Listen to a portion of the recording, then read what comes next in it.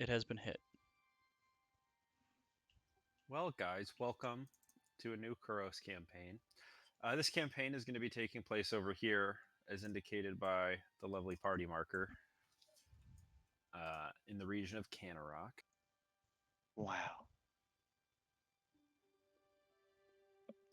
Get my notes here. We're a little ways away Kansas. from my home. Mine too.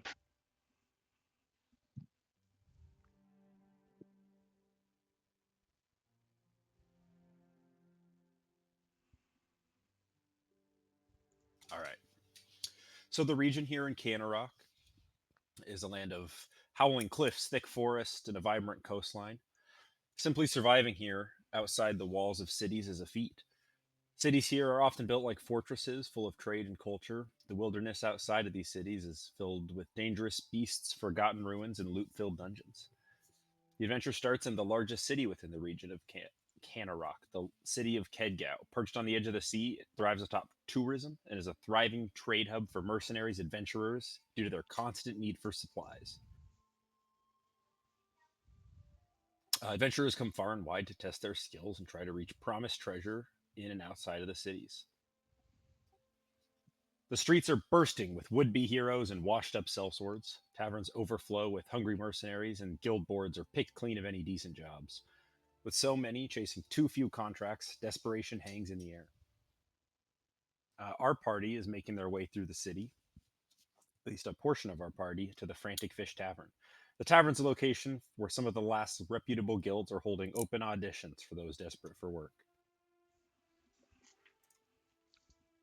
Ooh, I like that.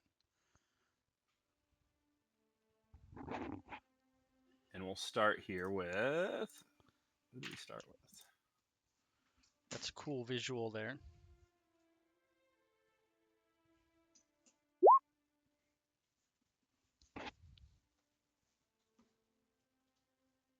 We start with Alex. If you would like to introduce your character, Keenan. Describe him. Yeah.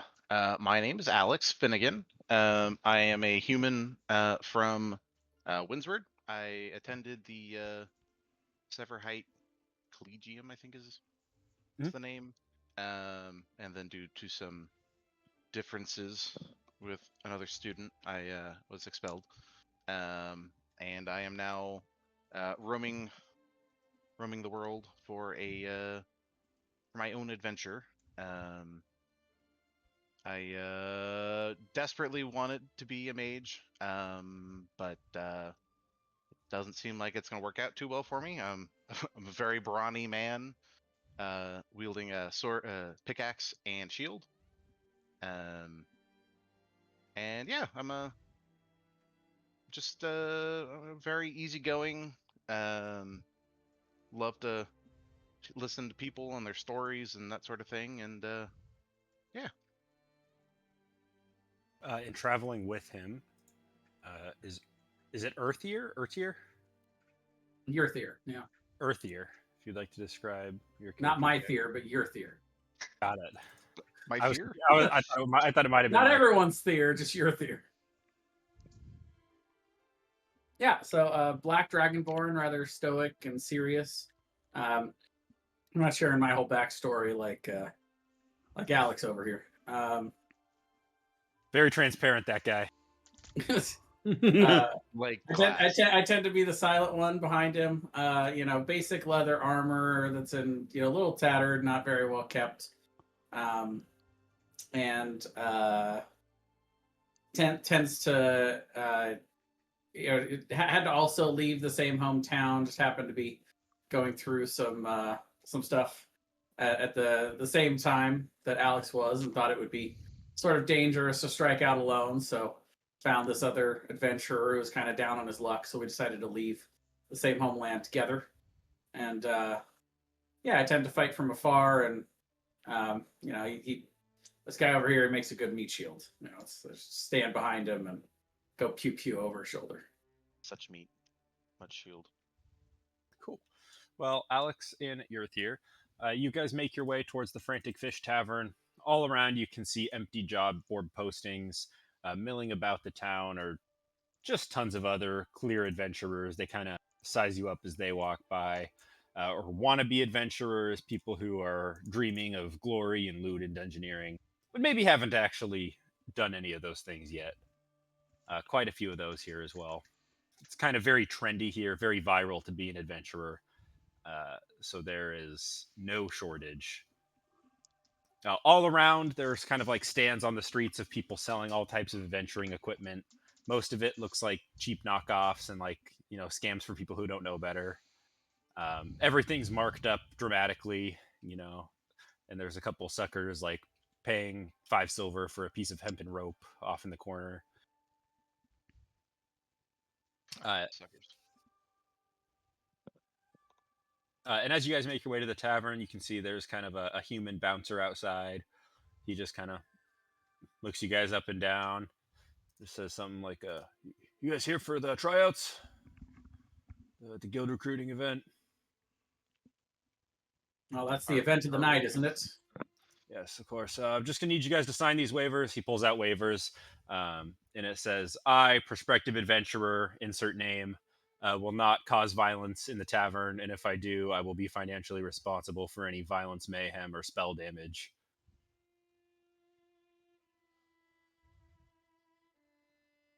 All right. Can I take a look over it and see if there's anything in particular to worry about it, or is it just a basic contract? It's a pretty basic contract. Basically, he just says, "Yeah, a lot of adventurers they go in there, they start fights, their nemesis walks into the bar, whatever, and Earl, tavern owner, is tired of having all his stuff broken by wayward fireballs and stuff, so just don't break anything." Stupid guys don't know how big the room is. Yeah, I go ahead and sign it. I hear they don't care how big the room is, and I'll sign it too. They really don't. Yeah, no dramatic backstory reveals or anything inside. It just really ends terribly for people who are just trying to have a drink. No sulking in the corner and being a loner edgelord. And absolutely no What do you think putting we're the coming to hoods the up. bar for? Damn. And absolutely no putting the hoods up on your cloak so it shadows your face. And then smoking a pipe That's close right. enough to your face that the embers illuminate your face. Mysteriously, that's right. Absolutely none of that. There's just signs everywhere that just various adventuring tropes. Absolutely not. No sentient weapons. All kinds of stuff. No people named Strider or anything All similar. curses must be disclosed before purchasing an item. Alex is more and more disappointed with every sign he reads. I don't know why, but for some reason, I'm just feeling so desperate to find a job right now. Making your way inside, you're met with mixed scent. It's ale, fish, being this a coastal town. Primarily, what is served as hot food is going to be fish dishes, seafood, things like that.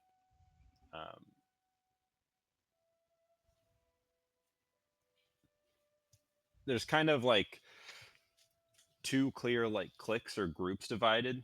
Off to one side there's oh, 1 second.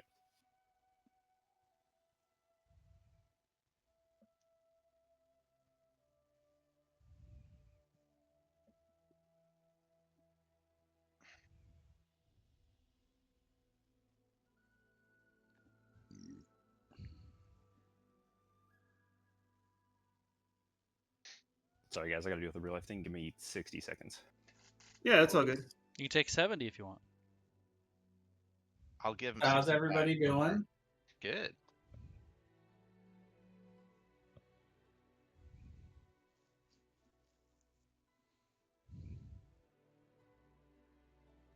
Thank you all for supplying me with a good excuse for a much needed break from Pokemon. You're welcome. Sorry about that. That is what Absolutely. we're for. Anyway, so to one side, you can see there's a handful of adventurers, kind of in these with these blue sashes on. They have kind of poster boards up of their guild. It's the Blue Banners Guild. And then off to the other side, there's clearly another group that's much more rowdy. They're laughing and clanging ale glasses together and things like that. And they have a banner with a large manticore snarling on the top of it. In the center, there's kind of like a table that's designated for like prospective guild members, and there's a couple other people sitting around there already. Aaron, if you'd like to describe your character.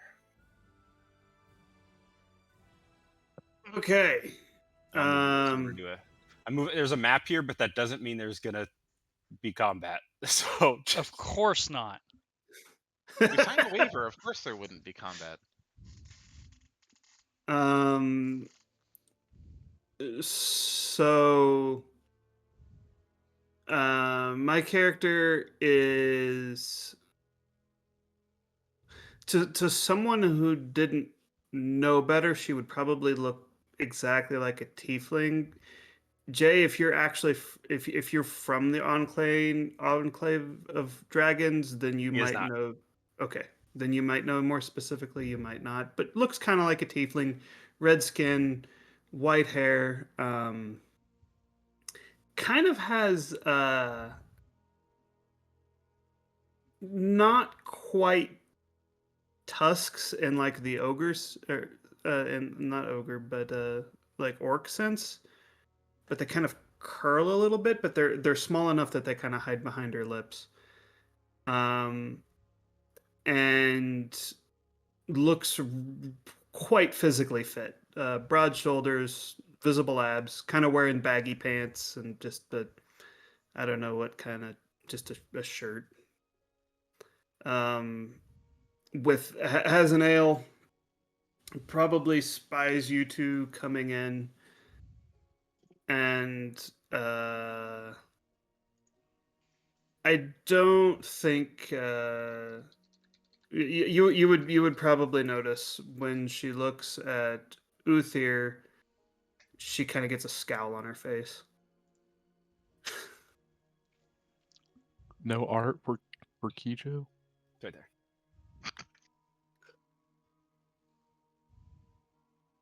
And Marcus, if you'd like to go next. Alright, my person is a blue dragonborn. Just finished Uh, stuff like that. Yeah, he did. Hold on, let me. I think I accidentally hit delete. That's also not the right name. Did you change But it? yeah, I changed it back to what I originally was planning on naming it. His name is actually Koji. It's one letter different from my character. Just the position of the I and the J change. Oh no. That's complete coincidence. Yeah. It is actually. Oh no. I need to change. I was my thinking name. this isn't like a twins Vex and Vax kind of situation. Not no. even a little bit. But yeah, a blue dragonborn. You see him in heavy armor, wielding a great sword.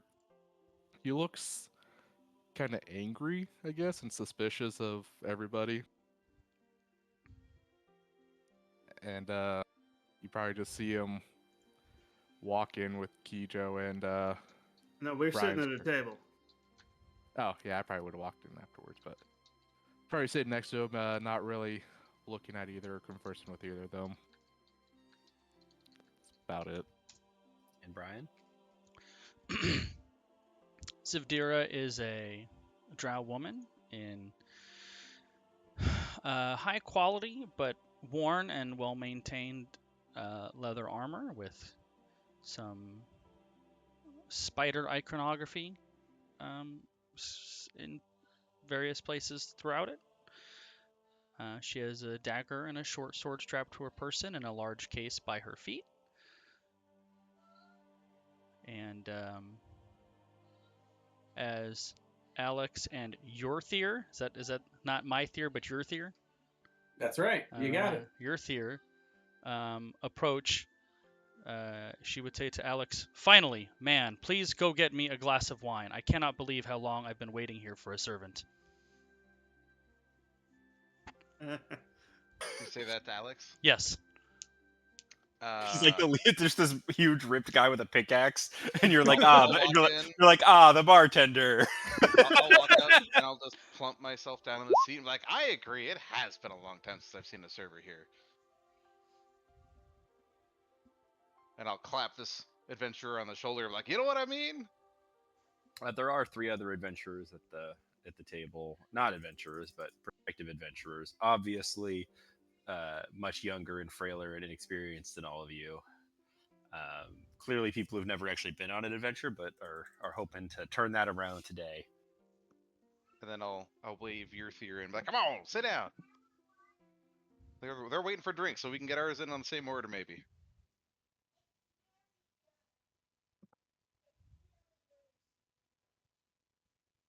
Kijo has been mean mugging, like unblinkingly at Earthier since he walked in. I'll go ahead and sit down casually right next to Kijo and say, "How are you doing, Red?"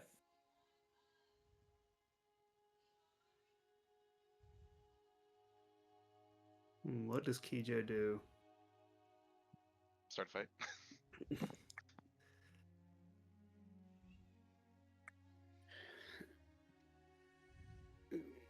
Big Kijo- smile. Kijo just kind of leans back a little bit, spits on the ground, and then turns to her ale and starts drinking again. And suddenly you remind me of my ex-wife. Doesn't react to that at all. Would you want to swap seats, Kijo? So that way you're No. not be. It's fine.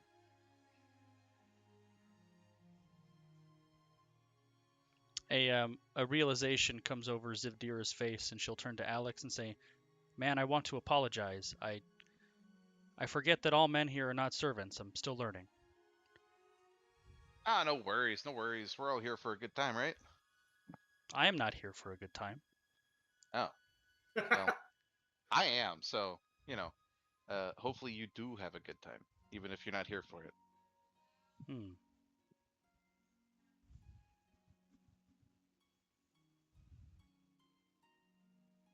All right, I'm back. I'm so sorry about that, guys. That should be the last interruption. That's And okay. what's funny about it is he actually means it. We were just chatting at the table anyway. Yeah. Did you sit down, or are you still gonna stand off to the I side? did. I sat down right Okay, next perfect. to right next to the scowling red tieflingish woman here. Yeah. Seeing you guys kind of sit down and the table filling up, you guys would be approached from this side over here, the Blue Banners Guild. Kind of this mousy but weirdly confident looking for his size and clear lack of physical capability. This elf kind of comes over, gives kind of a half bow, and gestures to the tavern owner over here. He just says, "Let's Are we get supposed our." to be able to see anything, by the way? Because it's Oh. black for me. You should be able to see. Not for You me. guys can't I see huh? most of the main room, but there are some blacked out areas which I assume. Anybody you else don't, not but- see? No, it's I all don't have a black for single me. thing on the Oh, there we board. go. Now I can I see. can, I can see. I Okay, can now I'm see. good. I can see now. I didn't make a blind character, Thomas. This is not right. Okay, everybody should be able to see now. Yes. Yeah. Perfect. My name changed again. I'll have to change it back. Adventurer Blue Dragon Storm. That's an Yeah, how did excellent that name. happen? He changed his name to Adventurer Blue. Oh man.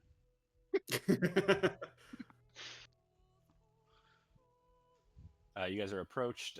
This elf kind of welcomes you all, gestures to the tavern owner that you guys need some menus. Server brings them over, and he just says, anything that you need is on the Blue Banners Guild, within reason, one entree each. We'd be very happy to have you all consider joining our guild here today. Please fill out these applications.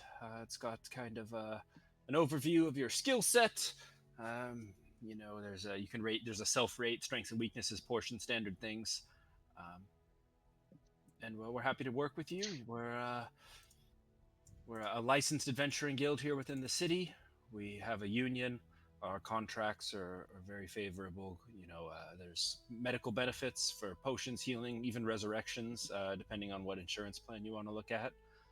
Insurance plan. And we're really looking forward to having you. And while he's doing this from the other table, the Manticore group, this kind of surly dwarf kind of laughs. He's like, oh, don't tell me you all want to be working for some pipsqueak nerd who thinks adventuring's all about contracts and gold percentages. You want to kill monsters, make some money, and work with your friends, you can join the Manticore group. And he kind of walks over, pats Zivderva like a little too hard on the back. He's obviously a little drunk.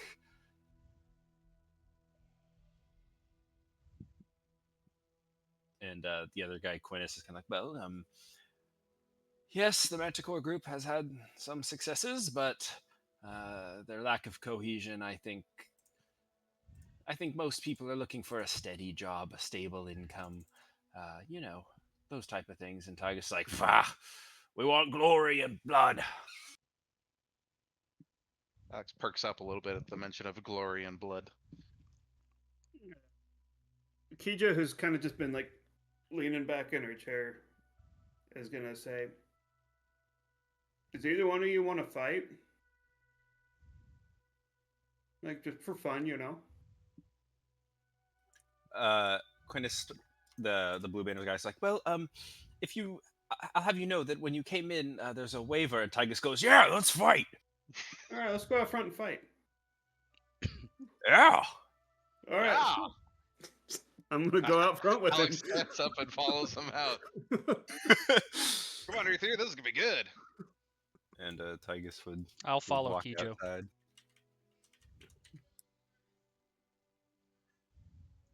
I'll go as far as like the doorway, and just step out the door and just kind of lean right outside the entrance. I'm not getting too close here. A whole bunch of the adventurers come outside, just for the spectacle. I will go up to Kijo and say, if you do not want to fight him, I would be interested in stabbing him. I do not like it when people touch me without my permission. Well, I can fight both of you. No, just A- me. Accepted. I will draw my weapons. Wait, she's All right. gonna. I'll have you guys roll initiative. I thought we were doing bare knuckle. Well, he's pulling out a warhammer, so you can respond to that how you want. I'm gonna turn to Ziv and be like, "Damn it, Ziv!" Why Alright, would you I be forgot how to interested roll- in How do I roll fighting? initiative on these new character I know, sheets? right? Why would you want to fight without weapons, Kijo? That's very inefficient. It is very inefficient. How do I roll? Oh, there we go. Initiative. I was not expecting this to be the first combat, but here we go. Ugly man, I just want to let you know, if I do kill you here, this is not my favorite form of combat. Ugly man. Ziv, you probably shouldn't kill him. His blood would Get suffice. the music changed. I will say Alex is going to kind of stay at the ready to jump in case it looks like anyone's going to go too far. God, I gotta remember what all this stuff does now on this new sheet and what's what. Quintus calls out to one of the adventurers with him that joins him, and he's like, "Lyra, do you have healing spells prepared?" And she's like, "Yep, got it, boss." Quintus, would you please take notes on this for my application? You can see he's already got a notepad out.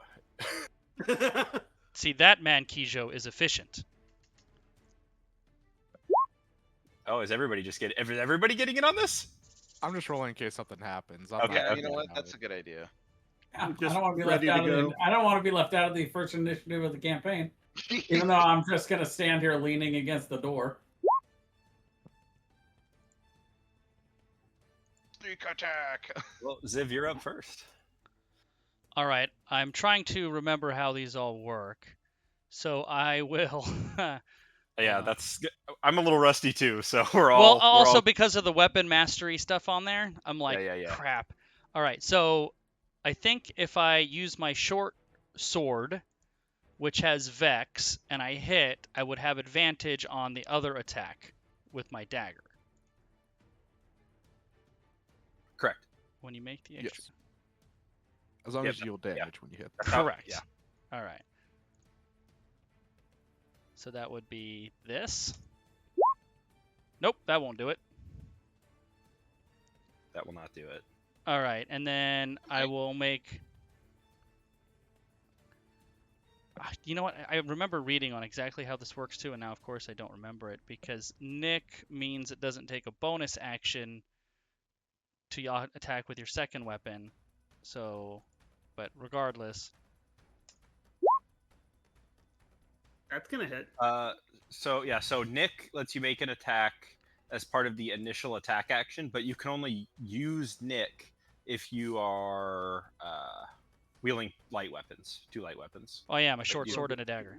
Yeah. Yes, then you can make an offhand attack without using your bonus action because of the weapon mastery. But then could I make another offhand attack with my bonus action, or does that one just rolled in and now I have a bonus action? you just get to keep your bonus action. Okay.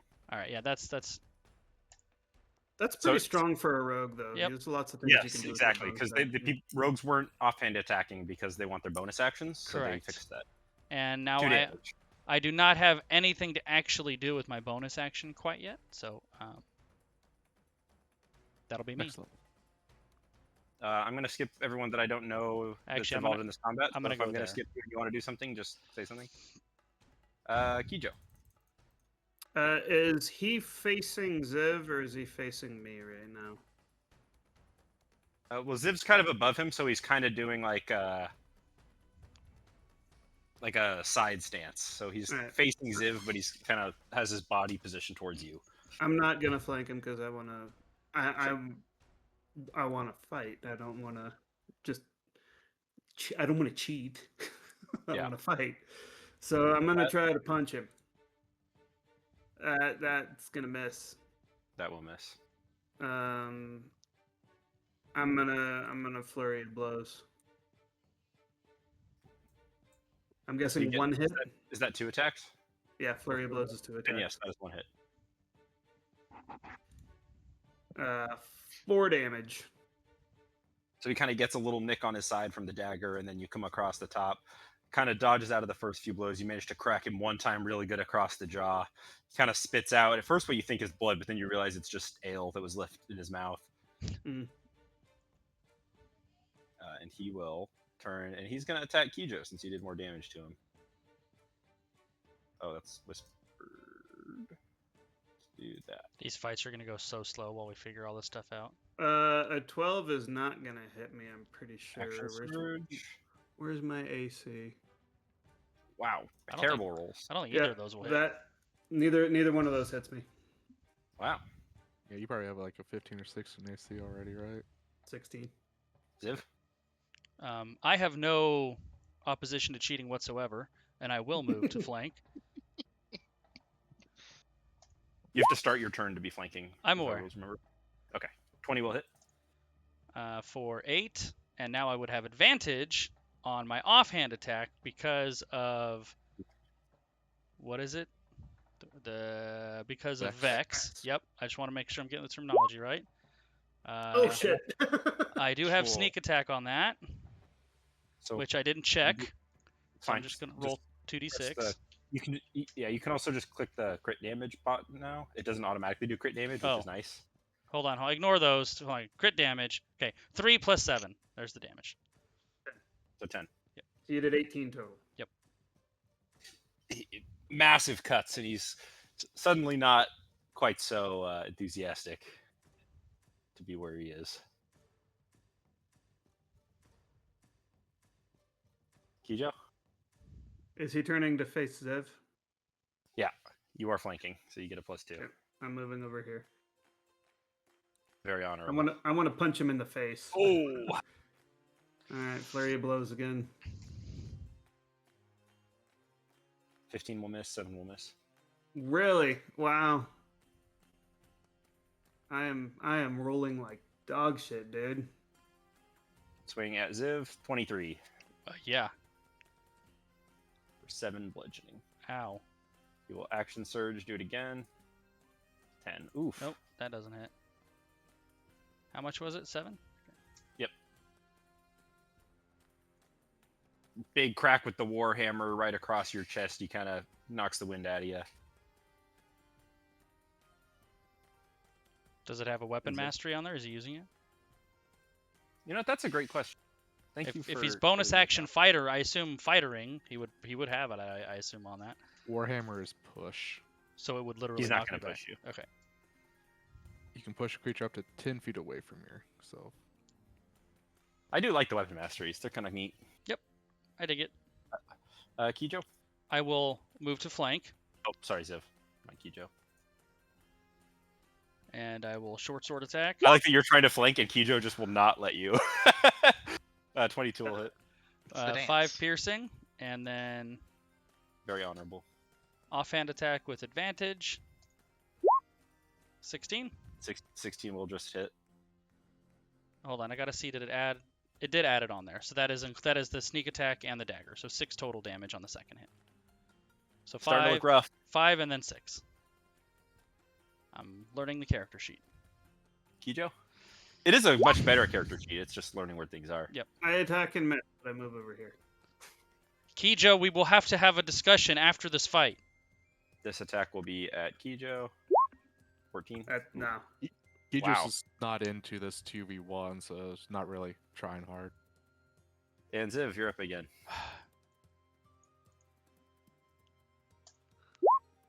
Yeah, unfortunately, he offended Ziv, so now Ziv wants to fight. 18 will hit. 1. He is at his surrender damage threshold. He'll kind of put his hands up and spit some blood on the ground and just say, all right, you made your point. Sorry if I offended. And he reaches out to pat you on the shoulder and then realizes that's what he did before to get you mad, so he stops. He just puts his hand out for a handshake instead. I will sheathe my weapon, shake his hand, and then wipe my hand on my pants. I'll pat him on the shoulder and say, "Oh, well, that was fun. I wanted to have a fist fight, but whatever. Anyway, I'll buy you a drink. I'll buy you a drink. Oh, you should have said that. Oh, I make way more money than you. I'll pay for your drink. All right, whatever. You know, Tigis, you should consider not fighting 2 people at the same time and touching people with that. Oh, You got to be ready for unexpected events. You know, how many? You know, you could fight 2 people. You could fight 6 kobolds. You never know. Shit happens.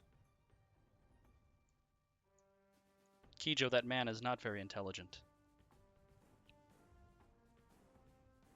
And No, he'll go back inside with his adventuring party. They'll drop some healing magic on him. he's enthusiastic. He's stupid. And Quintus would, once you guys go back inside, would be like, "That was very impressive, you two. I am now prepared to offer you guys a premium contract with us if you'd like, a higher share of gold profits, and we'll even include chargeless boarding at our facilities." Quintus, I have not even filled out the application yet. How could you offer us a spot? Well, of course, He looks on one hand. Make an insight check, actually. All right, let me find it. Kijo right after that says, "I don't want to have to fill out your application." As if this man has never had someone want to fill out the contract, and he's never wanted anyone in his adventuring guild so badly. Now that you are the ones like, wait, no, we got to do this formally. He's just so excited. And Tygus would walk over and plop down 2 healing potions, give one to Kijo and one to Ziv, and just say, "For a fight well fought." Wow. I will bite my tongue and say, thank you.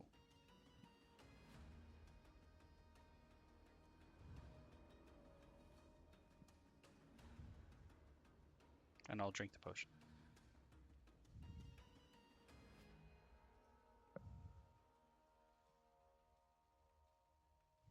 Um, 1d4 plus 1. sorry.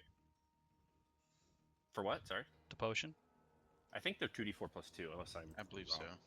Unless it's changed, but Has it changed? I don't think so. That's what it was before. I assume they haven't changed that, Matt. I think you're back up to full, aren't you? I am.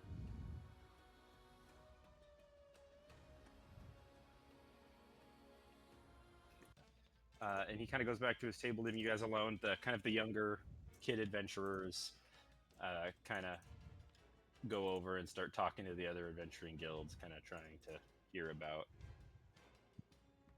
what they may or may not offer. That man lies to himself. He offered a potion for a fight well fought, but he did not fight particularly well. Neither did I. That is true. Yeah, it's Did we hard to fight it? fight well when you're exhibitioning it. At least I didn't get hit. She'll give a bit of a grin to Ziv. You know, Kijo, you may fight more effectively if you hold your flanking position. You don't need to punch them in the face. You could punch them in the kidneys or in the back of the head, maybe the side of the throat. All of those places are very effective in a fight. That fight wasn't about that, Ziv. You don't get it. I'm going to appear to consider your words. That fight was for fun.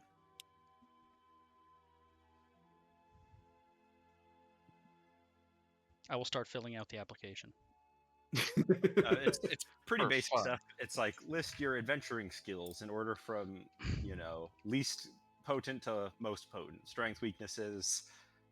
Where do you see yourself in a group setting? Are you a leader, a follower, a motivator, all that kind of stuff? It's like very,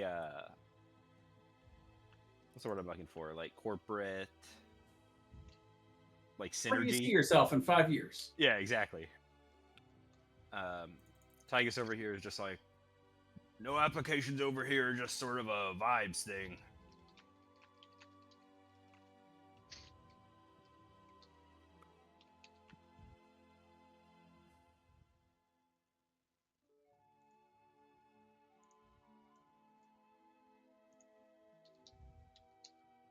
And as you guys continue, you guys get some drinks, some food, all paid for by the adventurers that enjoyed your exhibition out there. Do you guys have anything in particular you'd like to do? I'm filling out the application. Of course. I'm not filling out the application. I'm just drinking.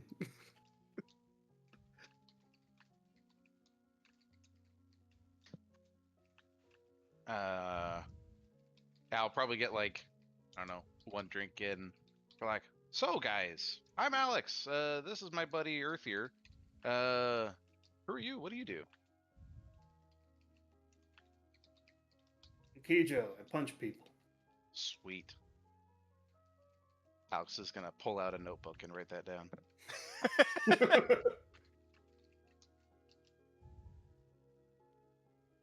I'm Koji. I slice people. Ooh, even better. I'll write that down too. Then I'll look at Ziv. Ziv is busy filling out the form. She didn't seem to hear you. That's Ziv. She shoots people. I'll write that down. Anyway, like I said, I'm Alex. I smash people and sometimes cast magic. Oh, cool. We'll have to fight sometime. Yes, definitely. I'm always up for some sparring too.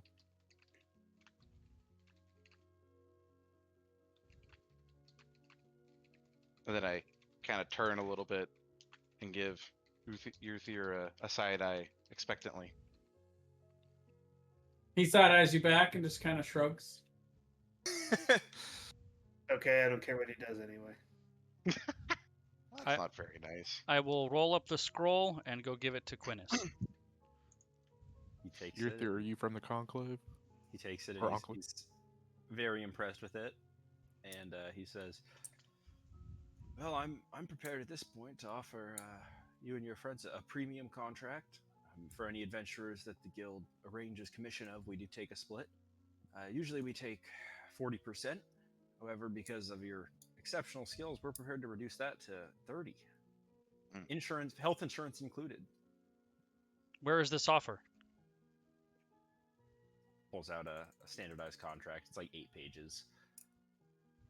He's just gonna yell across the room and Ziv, "You should hear the other offer too." As you say that, Tygus kind of comes up behind you. Kijo just says, "Exactly. Always want to hear both sides. For example, I like your propensity for punching people, and our headquarters is way nicer, right, guys?" And the other adventurers kind of come over and they agree, and they seem rowdy, and they're kind of cheering you guys on, like, "Come on, you don't want to work with those nerds." I will. Go ahead. No, you go. You keep going. I'm not going to interrupt. And then Quinnis is, this kind of guy over here is part of the Blue Banners Guild, kind of stands up and He's like, "Who are you calling nerds, oaf?" And they kind of, the adventurers all start to kind of get up off their seats. The tavern owner over here starts yelling at everybody, like, "You guys signed the waiver. You break anything, you're paid for it." Everyone's kind of yelling at each other from on either side of your guys' table now. You guys are kind of caught in the middle of these two adventuring guilds all yelling towards each other. I'll turn to Alex and say, "Great, we're the prettiest belle at the ball." Isn't it wonderful? I'm gonna just keep eating my food while watching and hoping something goes down. Maybe we should have them fight each other and we work for whoever wins. Yeah, survival of the strongest, right? As the tension mounts and you watch as people start reaching for weapons, the door bursts open. You guys see the tavern bouncer outside looking pretty sheepish. A handful of humanoid figures kind of bust their way in, making their way inside. You see several hobgoblins dressed in pretty decent armor, equipped with what looks like some I mean, fair weapons as well. You know, they're well equipped. Uh, there's one kind of hobgoblin, obviously in charge, is flanked by a multitude of others, and he kind of calls out. He says, "Hey, everybody! It's nice to see we've got some new blood in town. Pleasure to meet you all. My name's Rundok. I'm here on behalf of the newest adventuring guild in town. Call ourselves the Gold Grubbers. And we're here to offer much more lucrative rates than these reputable businesses can offer." And he pulls out a sack of gold, kind of shakes it around. You can hear it jingle. And he says, "Now, don't let our appearances fool you. We are businessmen, first and foremost. And we're looking to make some money. Just moved into town, just outside of it. And we're looking for adventurers that aren't interested in all this guild business and are more interested in the money business. Are you all hobgoblins?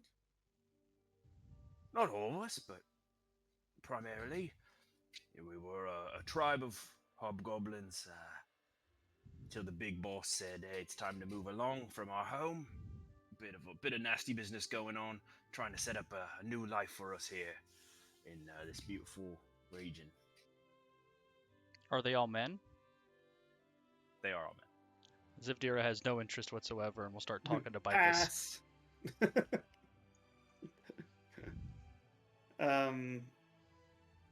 Can I insight check them?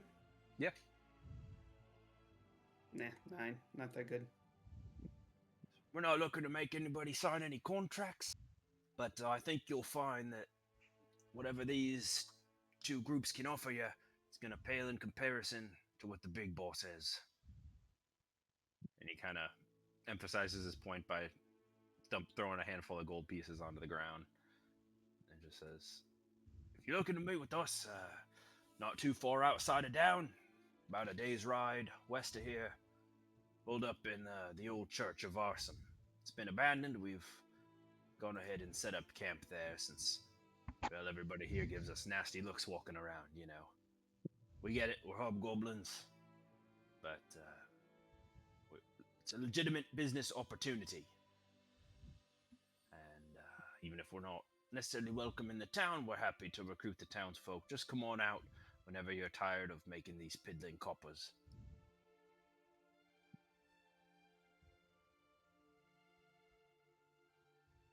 Now, Bicus, where would you say your fighting skill ranks within your guild? Are you at the top of the guild, the middle of the guild? Well, I'm currently the head of our adventuring assignments unit, so I'm our highest tiered active guild member that goes out and does quests and things. She's gonna make like a face. Oof.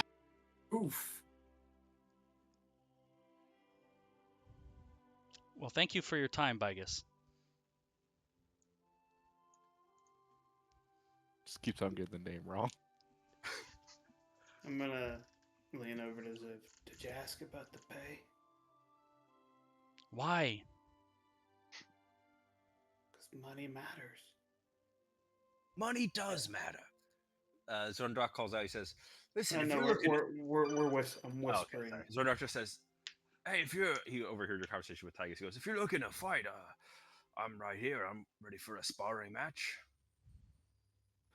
I'll stand up and I'll walk over. Say, I'll spar with you And the tavern owner goes, "Not inside." And outside. then Quintus kind of comes over. He says, "Listen, I don't think you need to be dealing with these savages. I think that we could establish some fair contact negotiations without any bloodshed." And Tygus is like, "Yeah, for once I agree with Beanpole over here. Can't have prospective members of our guild carousing with these undesirable folks." I don't care about race. Well, it's not a race thing. They're from the Savage Plateau. They're a tribe of raiders trying to turn from a violent roaming band of goblins and hobgoblins into some kind of reputable adventuring post. I don't buy it. They're up to something.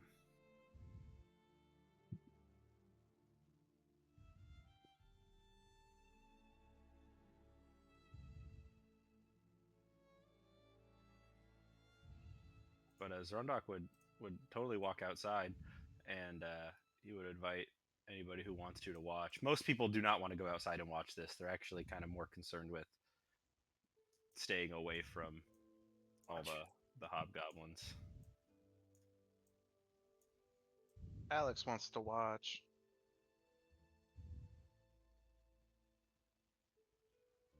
The tavern bouncer even goes inside and shuts the door. I'll turn to Key Joe and say, would you rather do this one-on-one since you didn't get yours earlier? Your fight. Also outside, you can see this massive wolf-like creature with like a saddle on the back that it looks like probably the leader here, or the underboss, as he calls himself, Rundok Road Huron. And it's got kind of this set of like massive fake gold teeth. It's got a grill. Excellent. Heck Excellent. yeah. Damn. It is massive. Oh, yes, it is. And Zrundok just looks at Koji. He's like, "So, how is it that you wanted to be doing this? What are the rules, so to speak? I don't often fight with rules so hard." One-on-one. Fight till someone surrenders. What if they don't surrender? Or they fall unconscious? Unconscious is fine. I'd rather not kill you, though. Alright. And if I win here, I'm not saying you have to come work for us, but at least give us a visit. Talk to the boss, say sometime in the next week. See what he's got to offer you. And if you win, I'll give you 25 gold. I don't care about the gold, but if you win, I'll I'll take go the see your gold. boss.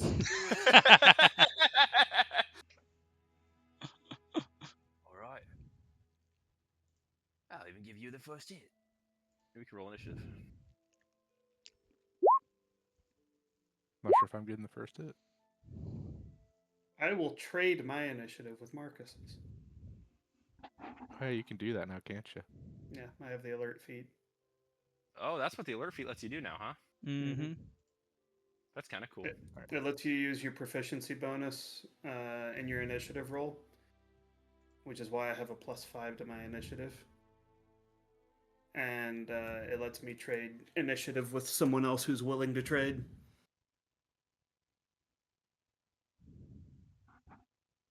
I actually like that a lot. Mm-hmm.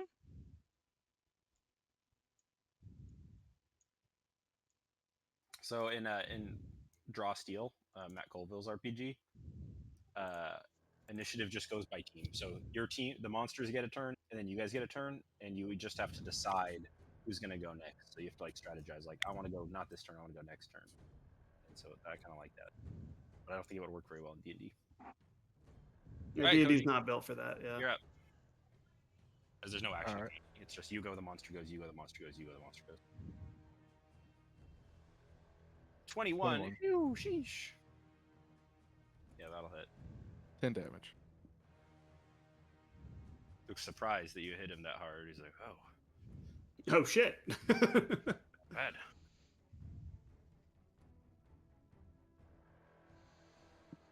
That's it. Oh, Thomas, for what it's worth, Yeah. because I rolled initiative, I am using this trait, which lets me regain Oh, you're focused on. my focus points. All right. He's gonna take a swing at you.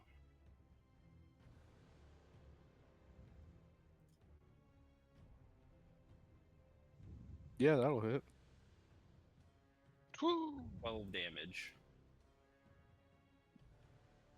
Ow.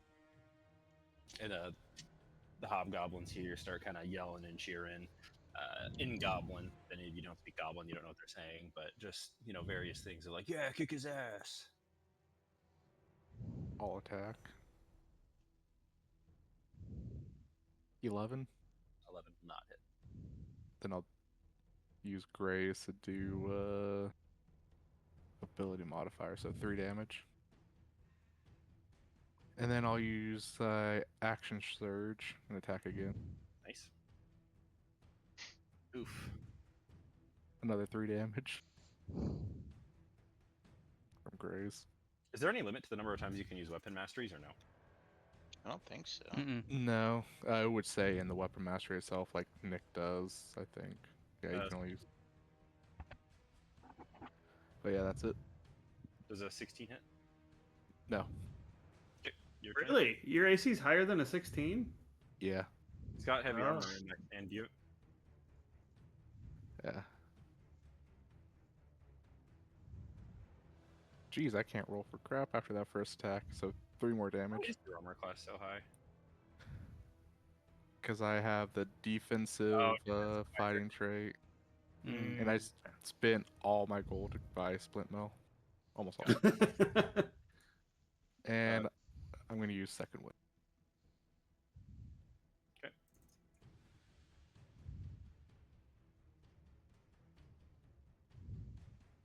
It's my turn. That's schmott. Okay, 1 second. Here's an ability here I just have to read real quick. Because they changed Top Goblins a little.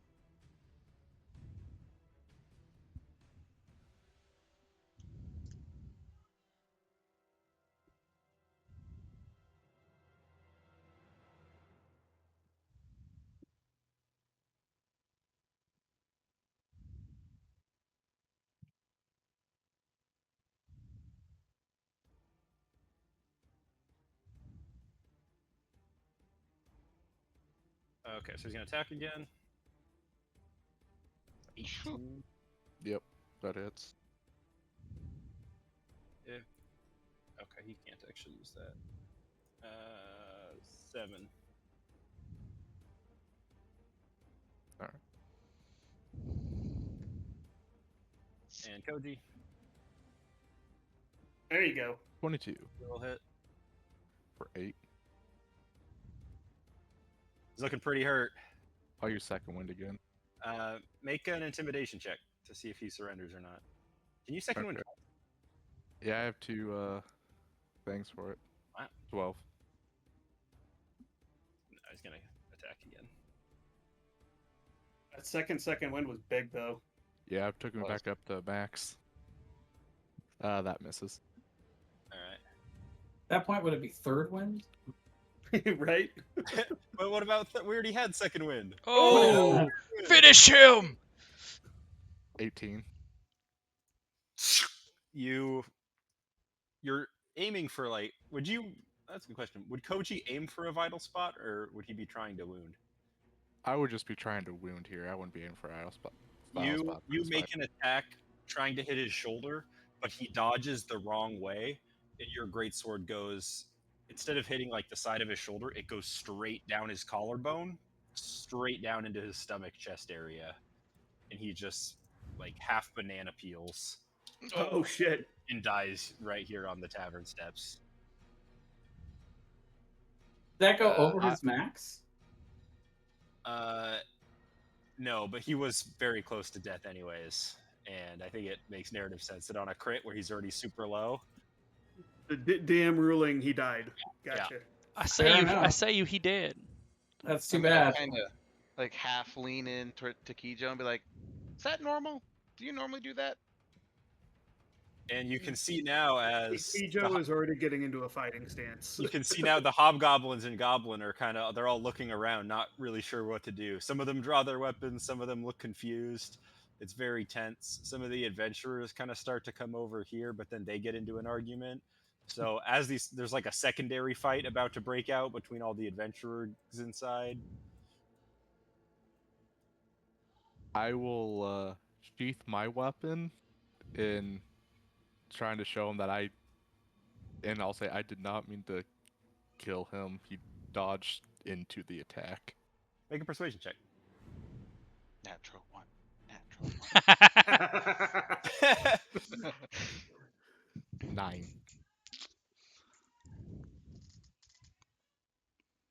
They look very conflicted, and they kind of start yelling at each other, trying to figure out who the new boss in charge is. And because they can't come to a decision, they just kind of all agree that they're gonna go back home. And one of them kind of calls out, he's like, "Hey, we gotta bring news of this to the boss, but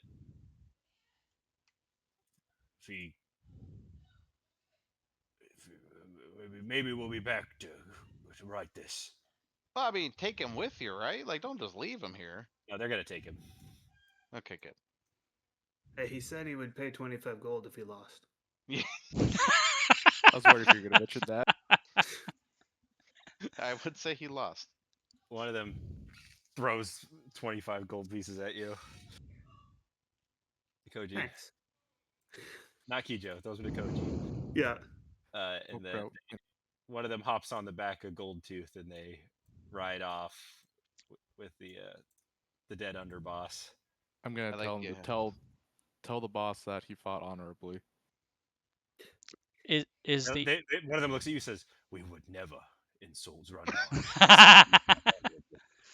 Is the current layout of the inside of the tavern accurate? Did they all sort of pseudo go close to the front? Yeah, it's like this is one group over here, and this is one group over here, and they're all kind of arguing about what happened. All right. Well, I'm going to ignore their arguing, and I'm going to walk over to Quinnis, and I'm going to hand him back the contract, and I'm going to say, since he is a member of my party, I think you're going to need to amend this to be more in our favor. Make a persuasion check with advantage. And Kijo, before you go inside, I'd hand you the 25 gold. I'll as I walk inside, I'll clap you on the shoulder and be like, "That was well 17. done." I bow slightly. I'll take the money and give you a nod. And in the meantime, I'm going to figure out how to always roll with advantage. Top right of your character sheet. We're at the very top, I mean. Ah. Automatic, advantage, disadvantage, etc. Yeah. Why would it say auto? What is the difference between automatic? I don't know. I don't know either. I don't know either. I'm just going to put it on advantage, and we ignore the second roll for not. Yeah. Hang on. Say that again. I know what you're talking about. I just don't remember what the answer is. Oh, it's all right. It's fine. 17 is the roll. Okay. Oh, this is kind of epic music. It's not that intense. What are you talking about? I just got a higher pay rate for us. It's very. After I may have just caused an entire hobgoblin tribe. To try and come and kill us or me. That being said, you killed their underboss, so they're significantly weaker than they were. What we're worrying about. Apparently, they don't know how to dodge anyway. True. I mean, it's hard to move perfectly in combat. Alex is back to eating, by the way. Nothing will disrupt his meal. Nothing. Just fighting, apparently. No, that's just a fun little break. Dinner and a show, as they say. Yes. That's why they should have an arena inside the bar. Yeah, like a little sand pit. Absorb the blood. Is this the revised? Yes. Originally it was 40, then he went to 30, and now it's at 20? Yep. Okay.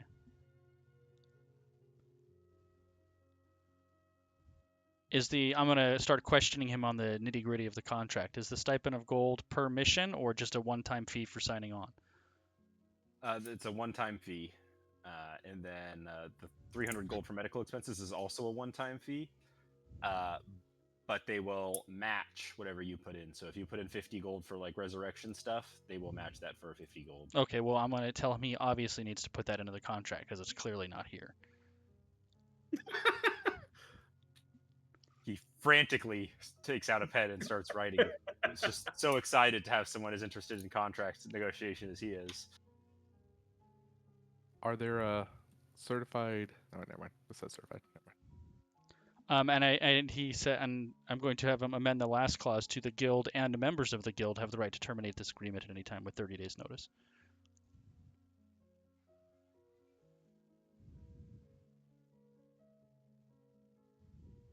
Thomas types frantically.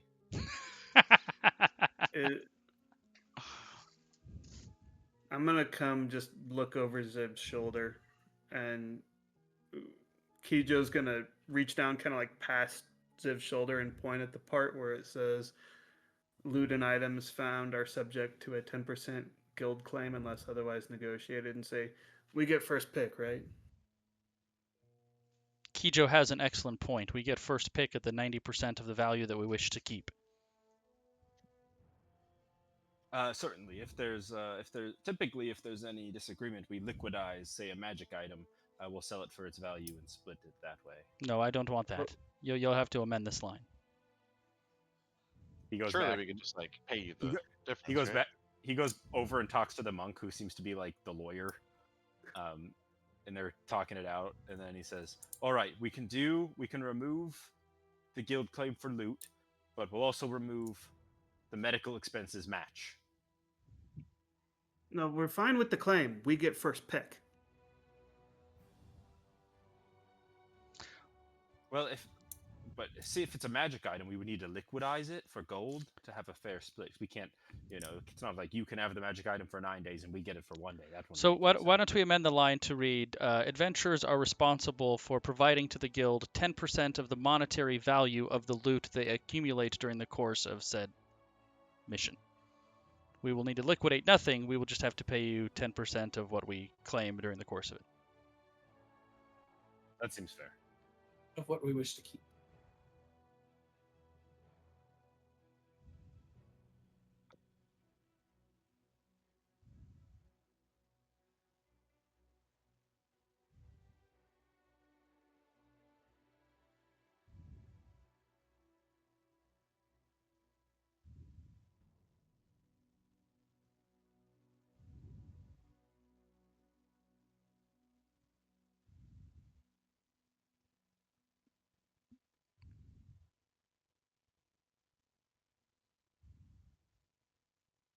How about this?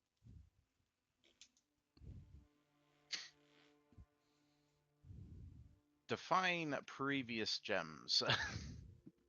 Should say precious gems. Okay. Quintus is so embarrassed. Oh, you have a spell, Quintus. You have a spelling error here. You should correct that. He's just devastated. Those gems are so previous. Well, it's like I want to make sure if we had gems, they weren't going to try and take our gems every single time we came back. Why, do you have gems? Well, no, but I'd like to. But if I get, 1 gem, are they still going to keep trying to take it from me, 10 missions from now? Okay, Quintus. Well, I will review this carefully and go over it with my companion, and I will get back to you soon. Just one companion, huh? You Which one of them doesn't count? You can see like one of the wannabe adventurers like trying to talk to Quintus, and he's just not interested. It's like, yeah, whatever. I'm going to turn to Alex and quietly say, so is your intent to try to go along with these distracting folk over here? Well, I mean, I don't know, really. I don't really understand the political landscape they've got going on here. I don't know if there's one guild would be better for our future successes or not, or if it's truly just a vibes thing.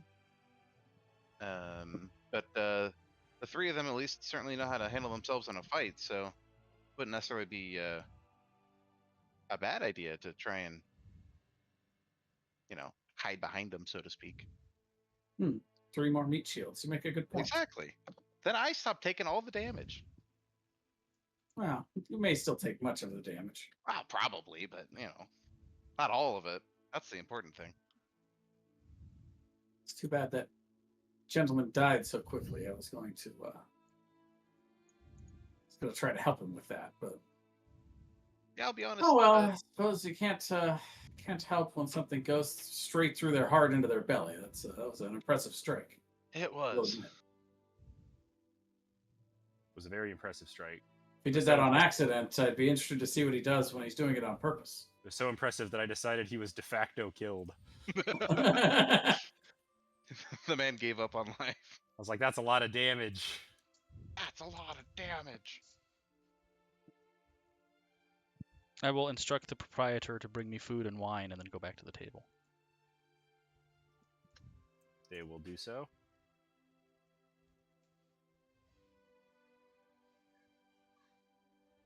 I'm gonna go to the bar and be like, another ale, please. I haven't figured out what voice I want to do for Kijo yet. Sometimes you just gotta test a few out. Yeah. They will give you whatever you require. I'll get 2 then.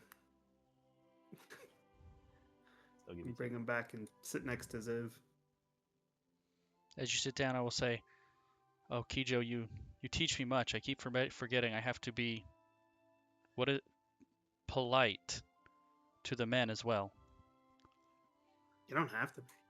I will look at Earl over here and I will go, "Thank you," and force a really awkward smile. You're just looking at Koji, very upset. It's like, you know how hard it is to get blood out of my tavern steps.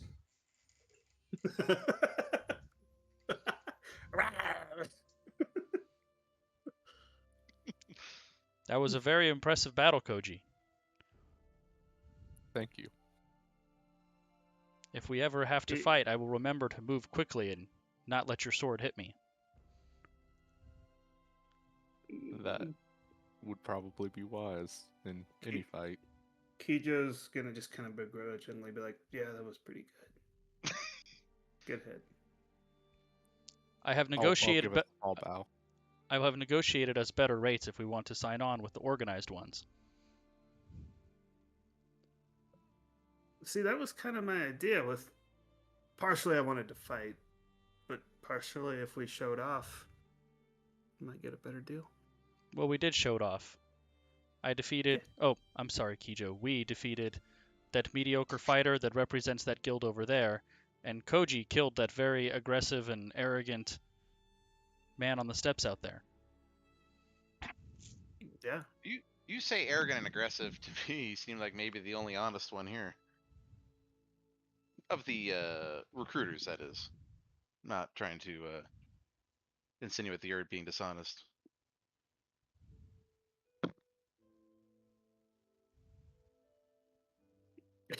Is Ziv looking at Alex like, why are you talking to me? I like your beard braid. It is very intricate, and I will smile Why, thank my you. best smile.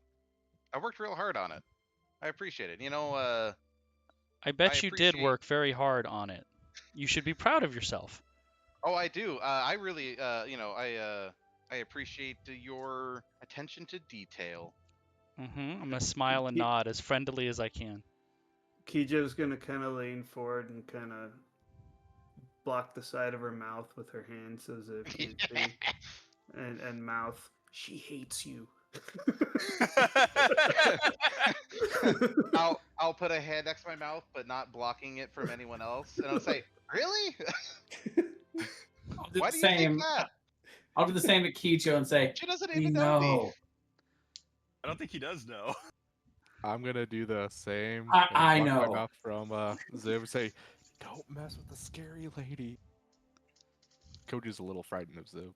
I my hand still to my face. What do you mean mess with? I'm just having a conversation. Kijo, am I doing the manners correctly? I smiled. You're doing great. Good You job. are doing good. Excellent. This wine is aggressively mediocre.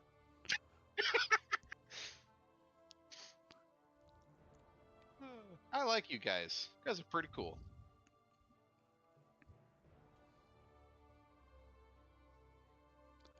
Thank you, man. What? Thank you, what- male. Jay, what was it that Yurthir said? When? I think it was I know. Did you say something to Kijo? Well, yeah, when you were doing the hand mouth thing, like Okay. she hates you, I would have done the same thing to you and said, "I know." Kijo's eyes will kind of flick to you for a second, and she doesn't like you for whatever reason, and kind of flick back to what else is going on. Uther, maybe we trade places. You talk to Ziv, and I'll talk to Kijo. All right, Ziv. Thought experiment. Tell Yeah. Alex what you really think of his beard. Yeah. I do, in fact, like Alex's beard braid very much. I think it looks like it'd be something to grab onto, so I could pull you into my punches. Do I believe her? Yeah, I was gonna say I'd like to roll insight on Ziv.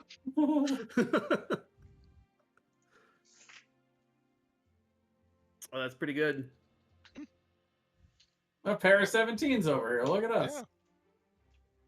We're used to the fake compliments on my beard, so we I know w- to be wary. I would say she Are you seems. still being polite? You seem to believe her. All right. Oh, well, there you go. For what it's worth, her hair is pretty intricately in two braids as well. This is where I revealed my beard's actually like a pop-off beard. A clip-on beard braid. Yeah. Oh God, why? Magnetically attached, so it, the enemy thinks it's a thing to grab onto. It's all a lie.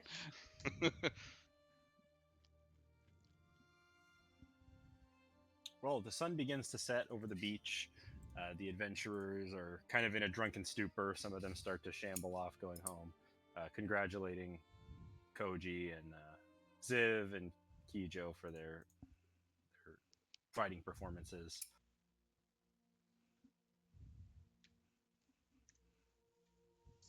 And Tygus kind of walks by and goes, "You guys need somewhere to stay tonight? Well, we have lodging for members of the Manticore group." Thank you, Biggest, but we are fine. I appreciate this offer, and I will smile as warmly as I can. Let me tell you something, Liv. I like the cut of your jib. I think you're a badass assassin lady, Uh-huh. and I think you should come work for me. I think you make a lot of money, and yeah. I will. Kijo, you punch hard. I like you. The rest of you guys, I don't know that well, but I thought the way you killed that hobgoblin, that was pretty cool. I will consider your offer. Thank you. Wow, she's nice. And then he walks away with his adventuring guild.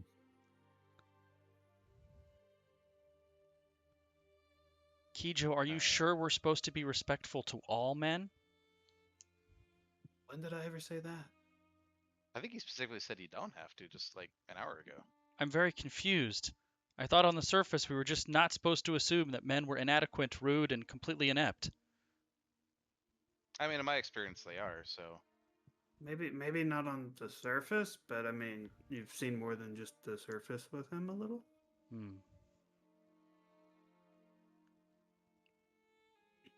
I have many things to consider after today. And Quinnis walks over. He says, "If any of you are interested in signing on with the Blue Banners Guild today, we can have your adventuring license cards printed on the morrow. Otherwise, you can always come by our headquarters, and he gives you directions to where they're at. I have a question for you. Yes. Do you ever collaborate with the Manticore Guild? Joint No. missions? So now I have a question for the DM. Yeah. What if some of us signed on to the Manticores and some of us signed on to the Blue Banners? I don't know. Figure it out. Split the party. Split the party. In Yeah, session I mean, one. there was 3 options here. What if some of you decided to go with the Hobgoblin guys? Honestly, I like the hobgoblins. Kijo was in a position to believe that the Hobgoblins were being the victims of prejudice. Yeah, exactly.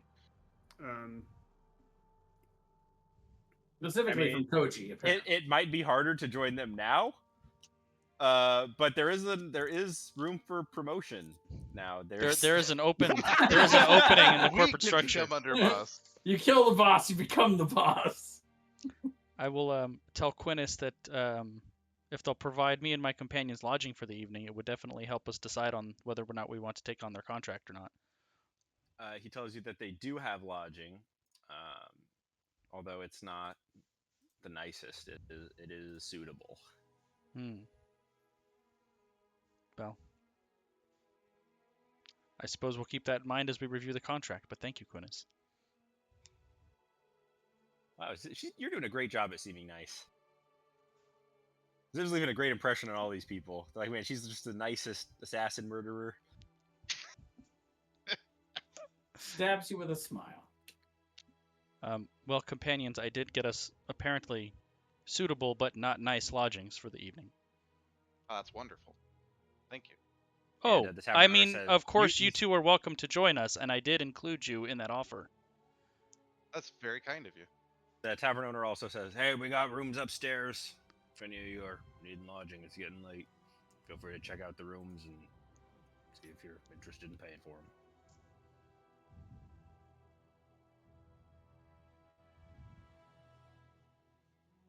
I'll polish off Oh. my wine and grab my case and ask where the free lodging is from Quinnis. Quinnis gave you directions to Oh, where their excellent. hideout, this is where their guild hall is, but he's already left. I'll turn to Yurthir and be like, we stay in here or we taking the free lodging? You know me, I just follow behind you. That is true. It sometimes it's hard being the guide of the expedition, but I'll do it, and I'll follow Koji and Kijo and Zev. You know, this will allow us to evaluate the success of their guild based on what their guild hall looks like as well. Man, I'm loving Ziv. Ziv's a great character. Maybe we could go see the Manticores Guild tomorrow too. Like actually go to their guild hall and see how they perform. Because yeah, the one guy's stupid, but Stupid and a mediocre combatant.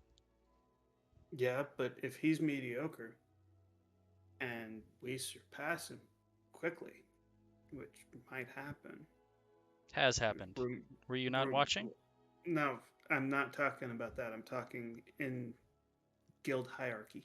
Oh. There's position to move up there, is what I'm saying. Easily.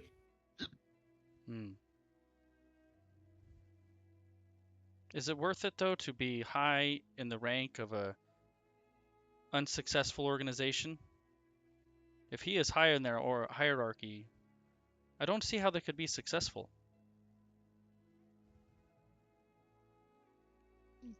Sometimes manager positions aren't always given to the most worthy. That is He also very said true. they were just starting out. But you guys have many options at your disposal. You can stay at the Frantic Fish Tavern with Earl, buying rooms there for a fair price. You can go to the Blue Banners Guild, where you've been offered free lodging by Quinnis if you agree to sign. And then there's the Manticore group you guys could also go to.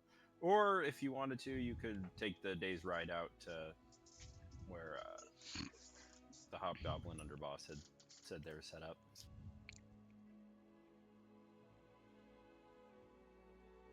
Well, I plan on going if to I the recall, the Sounds like Blue you guys- Banners did not have the qualifier of we have to sign up to stay there.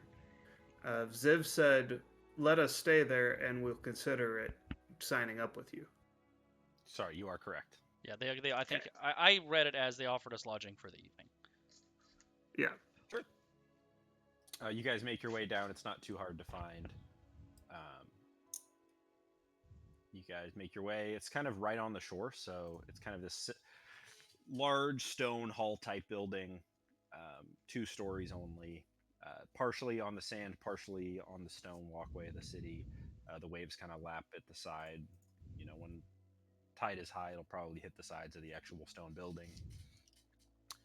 Making your way up the stone steps, there's kind of a receptionist desk area. Opens up into the wider hall. There's a few people seemingly going about their regular living tasks, walking around, eating food, doing some paperwork. There's a large conference room, kind of a set of double doors that says arms and armory, check in, check out, and also loot distribution management. The receptionist, kind of the smaller, gnomish female, is like, "Oh yes, you are the folks that Mr. Quinnis might be by today. Yes, well, the lodgings are for you. Just take this key." She hands one of you a key. That'll unlock the door to the 2nd floor if you will want to stay up there.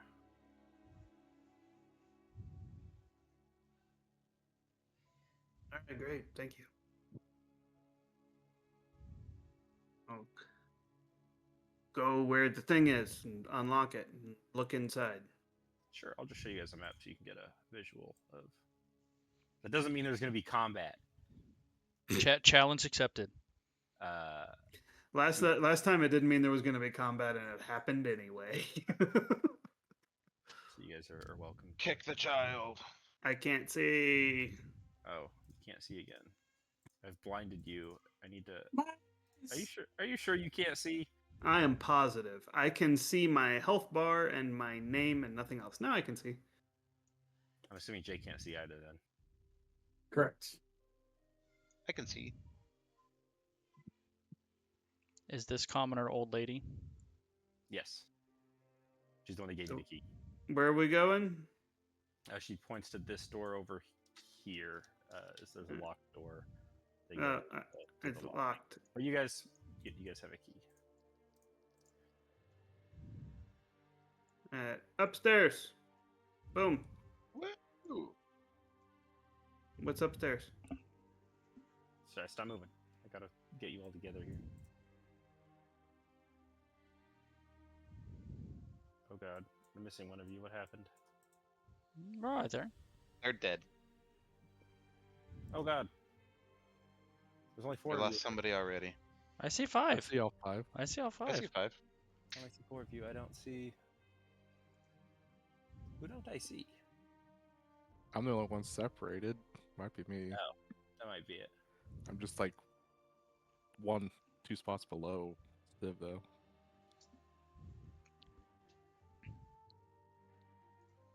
Yeah, the first one up here.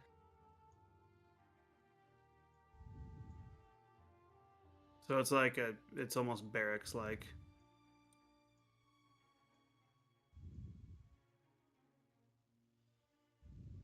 Wow. So much privacy. Are there windows? There are no windows. It's unfortunate. It's upstairs and there's no windows? Correct. Are these doors both locked? They are. Those appear to be rooms for high-ranking guild members. There's only 2.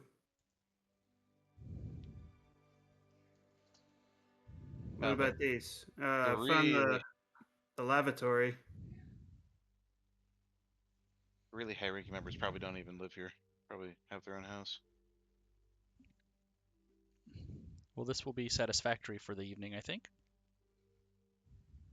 Yeah.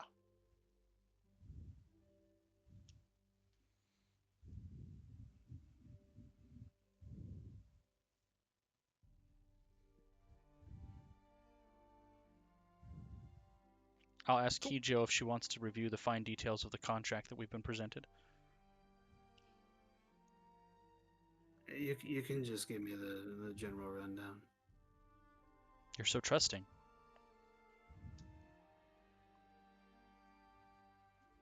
Should I not trust you? I've given you no reason not to, but my people distrust everybody, always, for any reason and always. It's odd. Ziv, Not we've been that, over the trusting this. part. The trusting part's odd. We've been over this. You don't lie to me, I won't ever lie to you, and then we don't have to worry about it, right? That makes sense to me. It's still odd. And then I'll give the highlights of the said contract.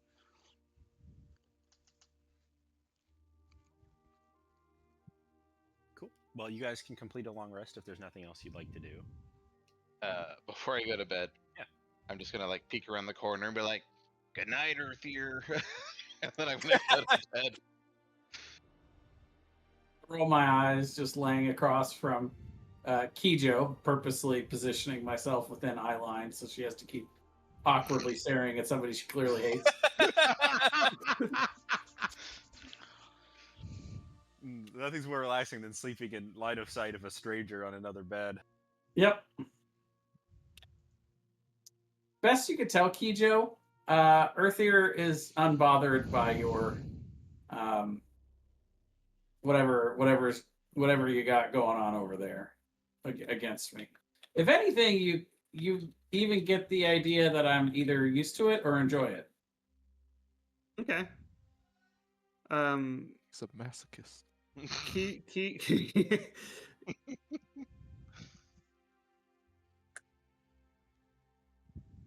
Yeah.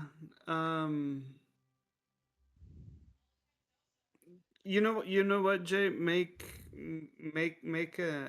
I think you can make an insight. All right. How about a 21? Okay. That's pretty good. You're pretty insightful. You probably would have noticed that while Kijo is cordial to Koji, that she's kind of forcing herself to be that way. There's kind of some buried animosity there too. All right.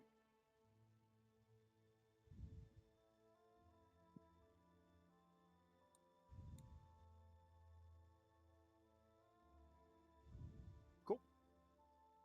Well, as you guys complete your long rest, you come to the next morning and are able to seek out other guild members or discuss your contract or next steps at your leisure. Kijo's gonna come over to Ziv and say, "We should go to the Manticores and look at their situation and compare it to this." Definitely. Alex has been laying awake for hours, but didn't want to be the first one up. That seems. Kijo's gonna like look over her shoulder a bit slowly at him and just be like, Alex just gives like one of those like silly like smiles where they're just like basically all they do is like bare their teeth as much as possible. It's like From around the corner, you hear me kind of half shout, "You might as well just include him. He always includes himself." That's right. gonna kind of step to the side so I can be facing both of you instead of having one in front and one behind. I didn't mean to make you feel like you were cornered. Well, that does seem like a waste of time, Kijo, but if you'd like to, I will accompany you.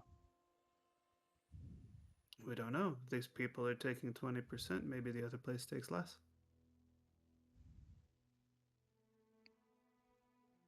My statement stands, but let's go. I'll pick up my case and start walking. If nothing else, maybe we can convince these guys that we're going to go over there, but a better offer might keep us here. That's true. Maybe they'll give us a free meal. That would be a better offer. Or a better ratio of the loot.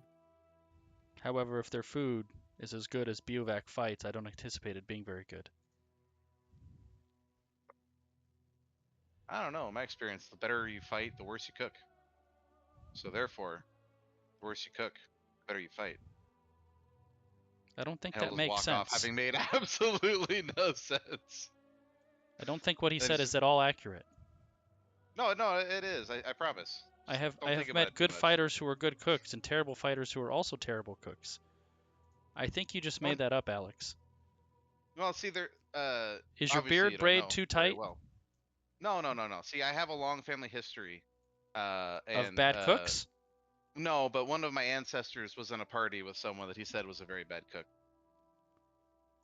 I think you're making this up again. No, definitely not. Hmm. I'm an honest man. That sounds made up. No.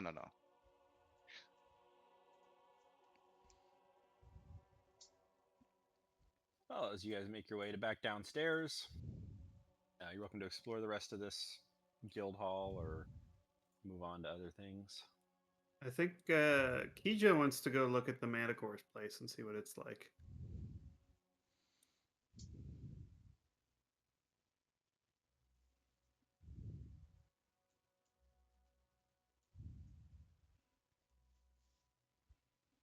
Oh, look. Everyone's meeting around a table over here. Alex is gonna, seeing this meeting happening, is just gonna like poke his head in and be like, "Hey guys, what's going on?" Khuros will be like, yes, we're just discussing whether or not we're going to be bidding on a particular dungeon contract today. Dungeon contract. That sounds Well- pretty cool. We're gonna go look at the Manticore's place just to see what it's like. Weigh it against what's available here. We'll be back probably, maybe. Well, I must say we do have other applicants. If you're not interested, I'd prefer you just let us know so that we can give one of them an opportunity. No, we're potentially interested. Oh. We're just weighing our options. Quinnis, that's silly. You don't have better applicants. I'm going to shake my head as I walk to the front door. Yeah, we'll probably be back. We just want to look at the competition, see, weigh our options, make sure we make the Well, right choice. have you been given a proper tour of even our facility yet? Before you go comparing it somewhere else? No, that's fair. Give us a tour. Oh, What, you're gonna offer a tour and not be prepared to give one? Linda, would you please give them a tour? And this cleric lady kind of stands up, huffy, and she's like, "Well, this is the guild hall. This is the hall part. Just a set of double doors over here. This is where we have weapons for sale, checkout, and where loot's deposited. Morning, Clay." And he kind of like large brimmed hat, human sitting here. He's got a couple of things that some of you would recognize to be like pistols strapped across his body. He's very cowboy. Kind of says, "Ma'am." Clay Eastwood. Clay is our armorer here. Clay, we're just gonna take a peek in if that's all right. He's like, "All right," and she walks over, signs in. Clay comes over, opens this, just lets you guys take a peek in there. Just an assortment of weapons, supplies, ammunition, things like that. A cannon. Any magic items in there? You do not sense any magic items, but you would guess that if there are any, that they'd be behind this massive vault door. Ah, I didn't see that. It's so small. I'm going to ask Clay, if a new member were to requisition a short sword, which one of these swords would you give him? We got about a dozen short swords in stock. So which one would you give him? Or her? I'm not much of a sword kind of guy. I trust that the sword folk know. Oh, Clay, for goodness sake, where are the short swords that you would issue to a new recruit? Walks over, pulls out like basically a bunch of short swords like wrapped in a tarp, kind of lays them out. Oh no, they're wrapped. Thank you, Clay. Just perpetually disappointed by all of the men in her life. Oh no. Oh no. There. Thank It's you, like, Clay. oh, you idiot child.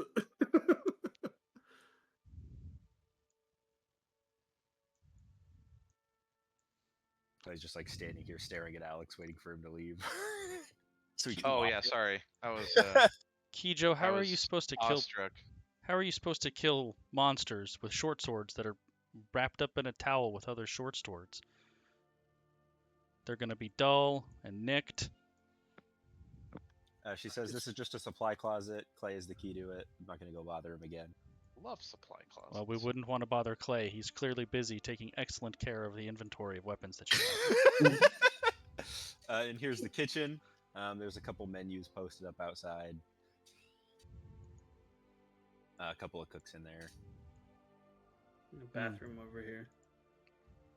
There's no fungus or mushrooms anywhere on these on the menu. We have a couple of vegetarian options, if that's what you're asking about. No, I'm perfectly happy to eat meat. I said mushrooms or fungus. And she kind of holds out like an orders request clipboard. That's good to know. Thank you. Leave it to a woman to come up with a solution. Unlike the men sticking the swords in a bag. Actually, before she puts it back, you watch her like scratch out one of the things on there. It said like cheese dipped pickles, and she just like scratches it out, puts it back. She's like, absolutely not. That was a man's All right. idea. The cheese dip pickles. I'm not gonna lie, cheese the pickles sound pretty good. But if you don't want them, I'll eat all of them for you. It's all good. I'll keep them away from you. Why have cheese dip pickles when you could have a mushroom fungus with a spider silk glaze? She's like, well, I'll go back to my meeting then. So, The wait, spider silk glaze is one expensive. thing before you go. Who is the leader of this guild? We don't even know Quintus. that. Quintus is the leader. Okay. Yes. Huh. I assumed Quintus was the secretary. That's disappointing. I did too. Oh no, Quintus is a practiced wizard. He studied far away at the Moonpetal Institute. He's quite proficient in what he does, and he makes sure that everything we do is tracked down to the last gold piece. Make sure that nobody's being unfairly taken advantage of. Quintus was an and Clay elf, is- right? And yes, he is. Hmm. And Clay is our union representative. If you have any questions about that, Does he take care of the members as good as he takes care of the swords? he's not really a sword guy. Clearly. But at least it's an elven wizard and not a human one. All right, well, to the other guild hall, I suppose.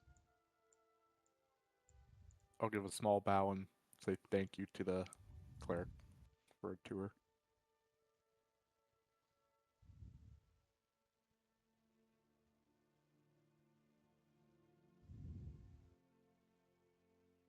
While you guys are making your way out, you can see that there's some kind of like commotion or festival kind of near where the Manticore group building was supposed to be. But it's gone now. Looks like there's a couple people like gathered around in a kind of a crowd. And you can see a couple of the adventurers that were in the tavern last night that are also part of the crowd. People are like cheering. It looks like, you know, something that you see at like a sports game or something like that. People seem excited. Is it on the way to the other guild hall? It is. Oh. I suppose I'll look. You just see a bunch of people standing around kind of like a simple stone dais. One of them being Tygus. And there seems to be some kind of like bidding going on. People have like little paddles they're raising up. And there's kind of elderly humans handling it. You see actually Tygus is there, kind of gives you guys a wave and walks over. He's like, oh, good to see you all. Coming to spectate the send-off, huh? Good morning, Bickus. What is the send-off? I'm not familiar with this tradition. Oh, for the dungeon, of course. Ain't you heard the Kedgao? It's on top of a giant magical dungeon of sorts. I just said I No. wasn't familiar with it, so no, I haven't heard of it. I'm sorry, stupid question. Basically, a bunch of us adventuring folk take bids. Only on the morning of every 10th day, this dungeon opens. Lets up to 6 persons inside, and then it closes. So we bid on which guild gets to send their 6, and hopefully someday one of them will come back with treasure. So is this the bidding here, or are you sending off a party as we speak? Oh, both. So who won the most recent bid and is sending a party today? Looks like those folks over there, they're not really a guild. They're just some wayward adventurers. You see like a ragtag group of level 1 or below kind of adventurers sitting around, and they've got like posters out, like a banner that says like the Dragon Slayer group. Ooh, what a name! How much The did Just, they AG just to be Lords. clear, winning is bid? it the people that don't come back, or is it that they just don't come back with any loot?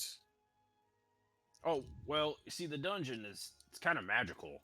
So the people that die in there, they kind of reconstitute to they reappear outside the dungeon when they die in there. They reappear dead or alive? Alive. What Huh. happens if you don't die in the dungeon? Can you just walk back out the front door when you're done? No, it's sealed off. We've tried everything else. We've tried drilling. We've tried dynamite. So the It's only way all- out of the dungeon is to get killed? No. It's that thing over there. He points at like the stone dice. It's like a elevator thing. So every day every 10 days at 10 a.m. or so, goes down, seals off, and then we don't know what happens if you reach the end, because nobody's gotten past the first room yet. Oh my god! Hmm. How much was the winning bid this time? 15 gold looks like. Okay. Have you guys considered sending people that know what they're doing? Well, most groups have stopped bidding. It costs a lot of money. You come here, bid big bidding wars. When the dungeon first got discovered, people were bidding hundreds of gold, but now everybody's pretty much accepted that it's unwinnable and has stopped sending people down. Who gets the gold that this bid on? It goes to the city infrastructure, roads, things like that. I look down at the roads. Are they cracked or are they in good shape? They're pretty good. Social programs that actually work. Huh. Interesting. We're definitely not in the Empire anymore. Well, Bickus, we were going over to the Manticore Guild Hall if you would like to take us. Well, I always like to watch them poof back when they die, but How long does it take them to die? a minute, 2. I think the longest we ever had was 6. It's been I remember my father. He used to go down there all the time. Things have been sitting here for the last couple thousand years, maybe. Has this group No one's ever gotten past the first room. Well, nobody. Now, I mean, has this group of adventurers, and she'll make like quotey fingers referring to the Dragon Slayer group, been into there before, or no, they just kind of showed up here. They were bragging. They said they killed like 2 goblins, and now they're real adventurers. And they're gonna be back in about 30 seconds, yeah, watch. Yep, any second now. And then, sure enough, a few seconds go by. This stone elevator kind of descends. This magical arcane like bubble barrier appears over the top. Everyone kind of cheers. And then about 15-30 seconds go by before these kind of magical like dust like clouds of smoke almost poof, poof, poof, poof, and they all poof back. Just like get 1 hit point laying on the ground. Tigus is like, never gets old. Never gets old. How bad do they look? They're all at the equivalent of 1 hit point. So they're all fucked up. Yeah. There's like rolling around on the ground like, oh god, it hurts. have you? Are there any? Sorry, go ahead. No, you go ahead. Are there any like visible, obvious wounds that we could like try and discern like what injured them, or are they just like they came back and they're fine? They just like feel like shit. Sure, make a medicine check.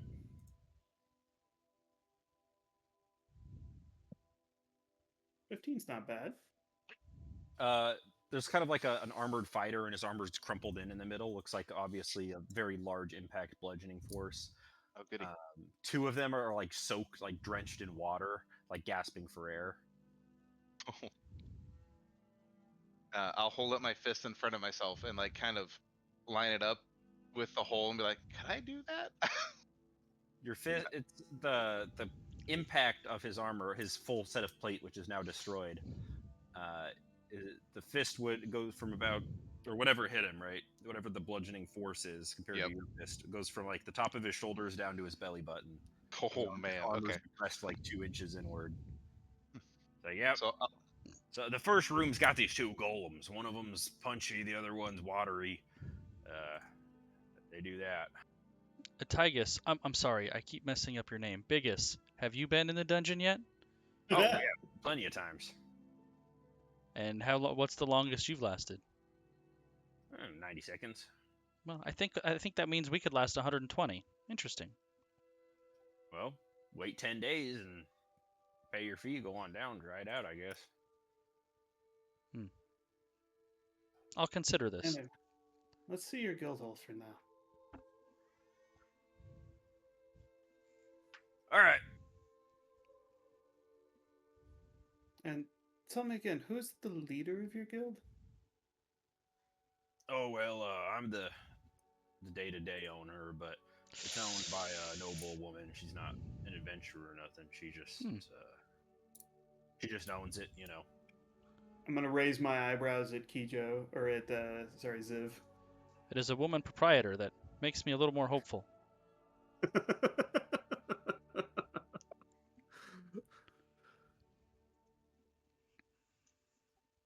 just the most outwardly bigoted.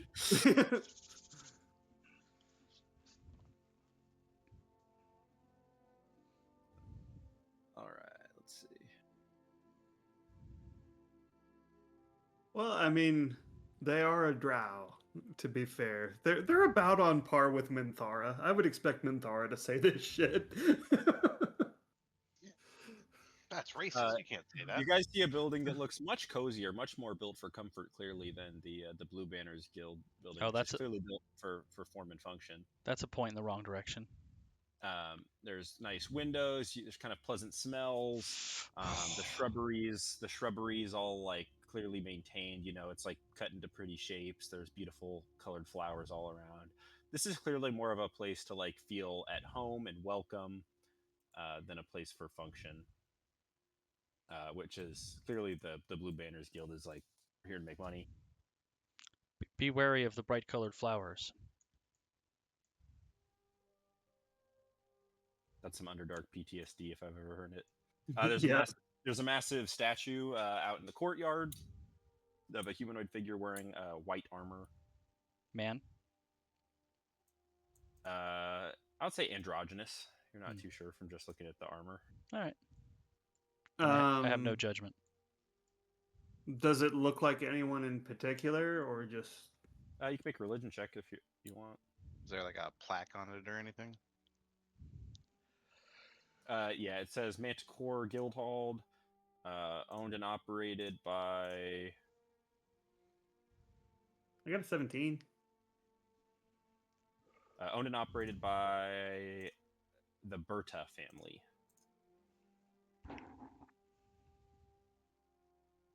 Berta. I got a 17 on my religion. Yeah. I would also like to look at it, but first I want to cast Exceptional Wit on myself. Exceptional Wit. That's neat. Mm-hmm. Let's see. So then religion plus a d6.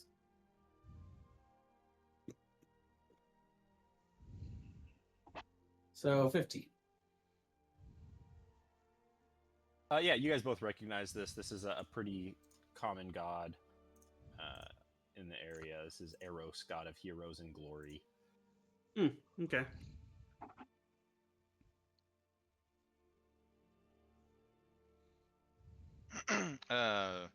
Which side of the war is he on? faction? Yeah, I think we got the same question. Sorry, what was the question?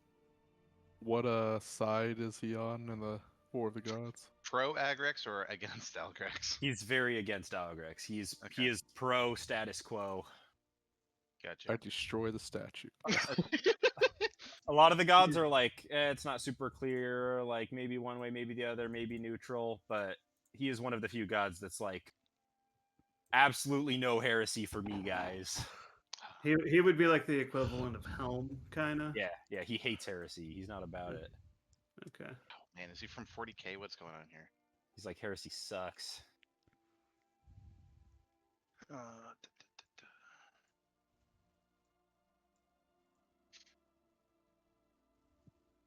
I'm gonna look back towards Tygus or whatever his name is and be like, this place looks like a lot fancier than I thought it would.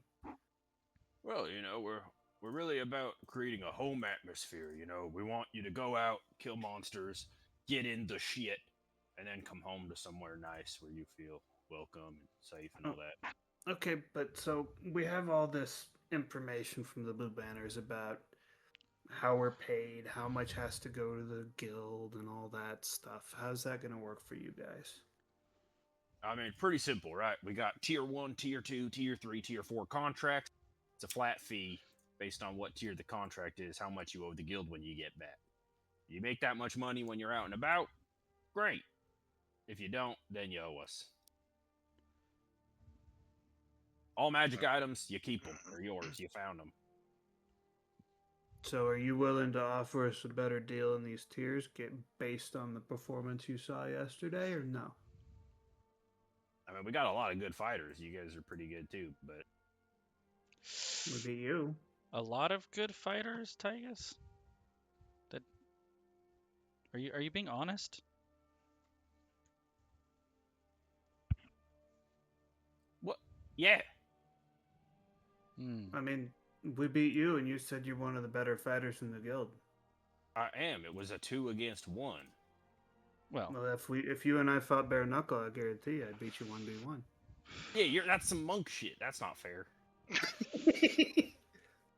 Out of curiosity, how does the tiers work? Are you just assign us a tier and that's what we pay, or do Depends we on have to pay for the tier we want? No, yeah. So it depends on what contracts are available, right? If you're wanting to take on a high tier contract and you die and don't come back, I mean that's on you. But if you do get back, you owe us a flat fee. Over here, this is the meeting room. Some guys in here just chatting, not having a meeting about something that's not really relevant to your guys' interests. There's a couple of bedrooms. Over here, there's like a study / library. There's a whole bunch of books you can check out. Tygus shows you down south over here on the southeast corner. He's very excited about this spot. He's like, and this is my office. This large blacksmithing forge, 2 anvils, 2 heated smelters. I make all sorts of weapons. Anything you need, you can acquisition from me for fair value. biggest if you had a new member join your guild and she needed to requisition a short sword, what short sword would you give her? I don't really keep short swords on hand. I just make them. Christ. I would make them a new short sword to fit their needs. Do you have an example of the work, the type of quality that said short sword would be? So he just walks over to the rack over here of weapons that they have like tags on them, like with names. Like one's for like James, one's for like Kaida, and he just pulls out a short sword. It's got a little tag on it. This one's already accounted for, but it's fresh forged. Was it kept in a bag? No, it's just on this weapon rack over here. Well, What's the condition of it? Is it a nice quality weapon? It's fresh forged. It's brand new. Yeah, it's very Still new. hot. It's of average quality. Average quality. Okay. well so on it's not the best smith. not the the plus worst. side, they don't the plus side, in a bag, and I will put That's it back true. on the We rack. also have an on-site enchanter if you're looking for something fancier. Tygus, why does your guild waste all this time making the aesthetics pleasing and then also keep poisonous plants all over the place? It's very They're not confusing. poisonous. They're just Don't be colorful. silly. They're very bright. Of course they're poisonous. And drow folk think everything's poisonous, but the only person that really Dro poisoned the most people. You know what I'm saying? Like every dinner, there's like at least 5 people get poisoned. So I you're swear. telling me this bright blue plant here is not poisonous? No, it's not. And he like pets it like a dog and rubs it on his nose. I reach for my dagger and am surprised when nothing happens. Interesting. And then he dies. I will reach out, like touch it, and pull my hand back really quickly. Nothing happens. I think that might be worse. Why would you waste your time just putting pretty plants here that serve no purpose? Have you ever stopped to smell them? Why would I do that? They might be poisonous. They're not poisonous. So they serve no purpose. Smell them. Why would I smell them? Well, unless you do it, you'll never know. Biggest, I was starting to tolerate you. He opens the door over here. Says, "Sorry, Norma, just peeking in." She's like, "Oh, that's quite all right. Don't worry." This very, very elderly woman. She looks mostly human, but she's obviously got some type of like orcish heritage. Like she's got like very, very teeny tusks, like an 8th orc or less. And she's currently sitting at a desk. She's like, "Norma here will enchant your gear. Gets it ready if you're looking for something special."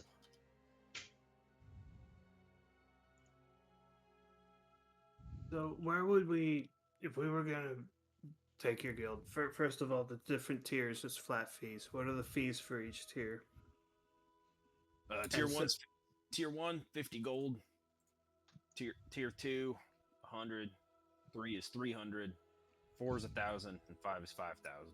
Is that per person or per party, Biggest? Per party. Party's up to 8 in size. So there's an expectation if we go out on one of these that we are going to make more money than we will owe the guild, Correct. but not a guarantee. Exactly. What's an example of like your average tier 1 contract? What do you got to do to complete it? Kill some goblins, kill a manticore. I'm expecting there's going to be some hobgoblin retaliation contracts coming up once they start doing hobgoblin things. Especially after what's his face unfortunately died. Well, he fought poorly. Well, I don't know that he fought poorly. I think Koji just fought exceptionally well. It wasn't that Koji fought well. He can't do that. He's a male. You won't the hear other me. guy fought poorly. He dodged Why can't it directly be into both? his greatsword strike. When you You fight won't hear poorly, you any- die. You won't hear any complaining from me. I don't even think goblinoids should really be considered humanoid. You know, goblins, hobgoblins, bugbears. Hell, I eat bugbear pie constantly, and supposedly that's some kind of atrocity for which I don't agree. What about drow there, Biggest? I never tried drow, but you're probably poison. That seems like a drow thing to do, like poison yourself in case somebody eats you. Definitely fruit from a poisonous tree. Hey, Tigus, have you ever seen anyone like me? No? What do you think? Tasty? You look like maybe like some kind of devil or something. Yeah, do you think? You're in a hobgoblin, are you? No. Oh. But would you treat me the same as anyone else? I think I've treated you just fine. That's not what I'm asking you. I'm asking you, would you treat me the same as anyone else? Sure. Okay. Even better, you punch good. What if a bugbear punched good? I'll make it harder to make him into pie. But you still make them into pie, right? Nah, I'm a terrible cook. So where would our rooms be?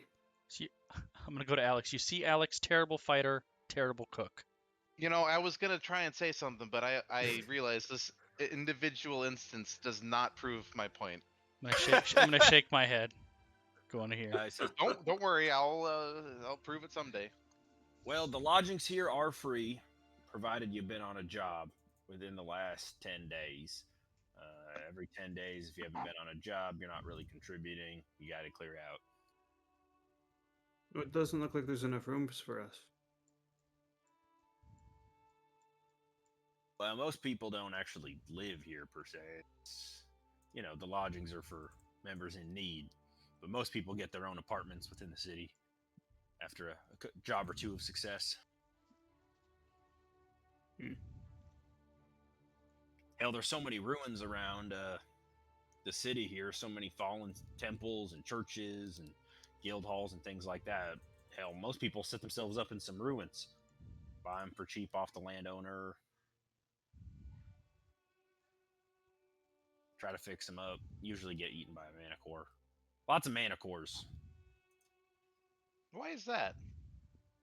We got a forest of barbs just outside the city. You ever met a Manticore? Mm, They're kind of like rabbits. You get one or two, and then a season goes by, and there's 100 of them. Oh. So we spend a lot of our time hunting Manticores. The our patron family owns most of the Manticore forest, so send us out there. We kill them, make them into magic items, things like that.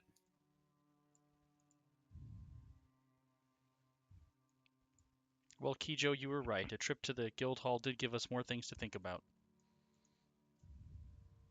Y'all don't really seem like Manticore hunting type, but maybe someday. Enough work. Bring yourself some magic Manticore corpses back here. Get yourself some magic items. Manticores are great for making magic items out of. Something I forgot to ask, Tigus. The other guild has offered us special considerations regarding our performance yesterday, and you have yet to do so. I mean, if they told you that they'll make you magic items, Not what they've offered us special considerations. I'm asking if you will do the same. nah, nobody's special in the Manticore group.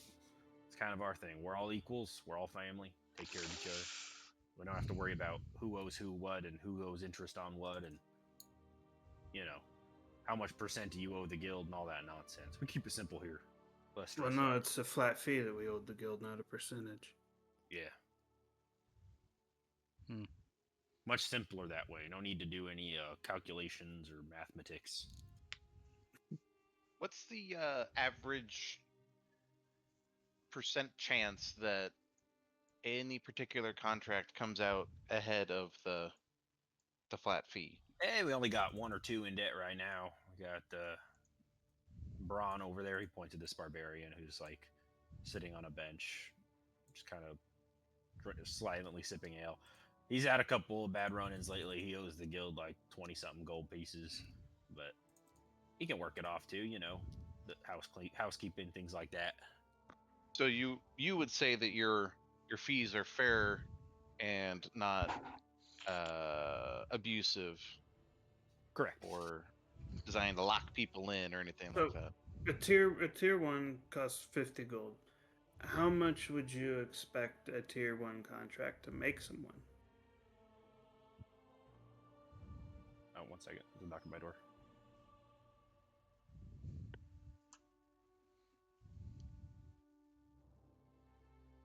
Thomas's DoorDash has arrived.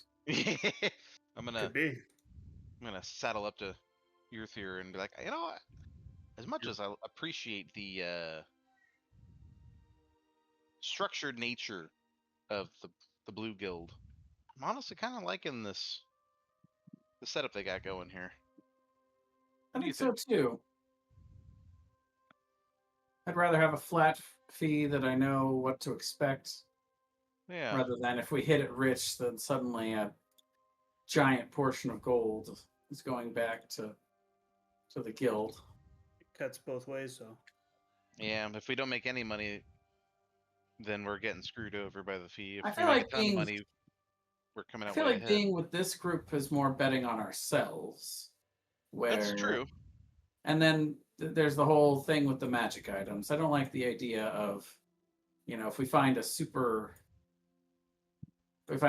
valuable magic item that suddenly then, if we want to keep it, we have to pay, a bunch of gold to the guild. That seems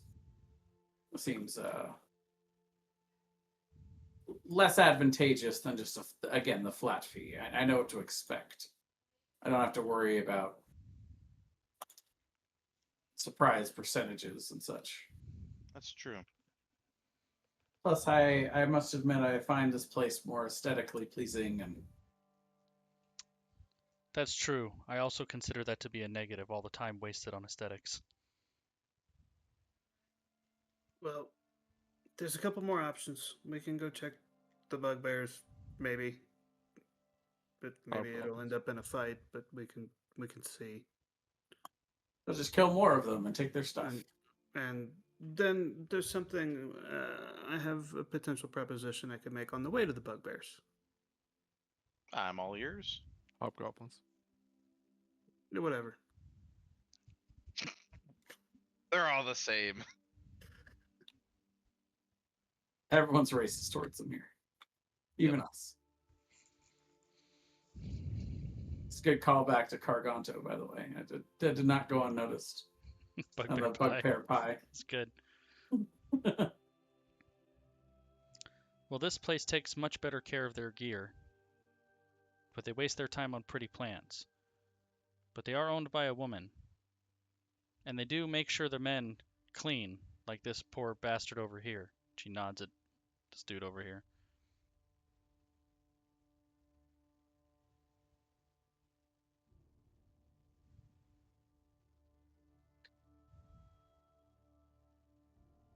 The Blues do seem more organized, and they don't waste their time on aesthetics, but they keep their swords in a bag. Cannot get over the swords in a bag. Who takes care of their gear that way?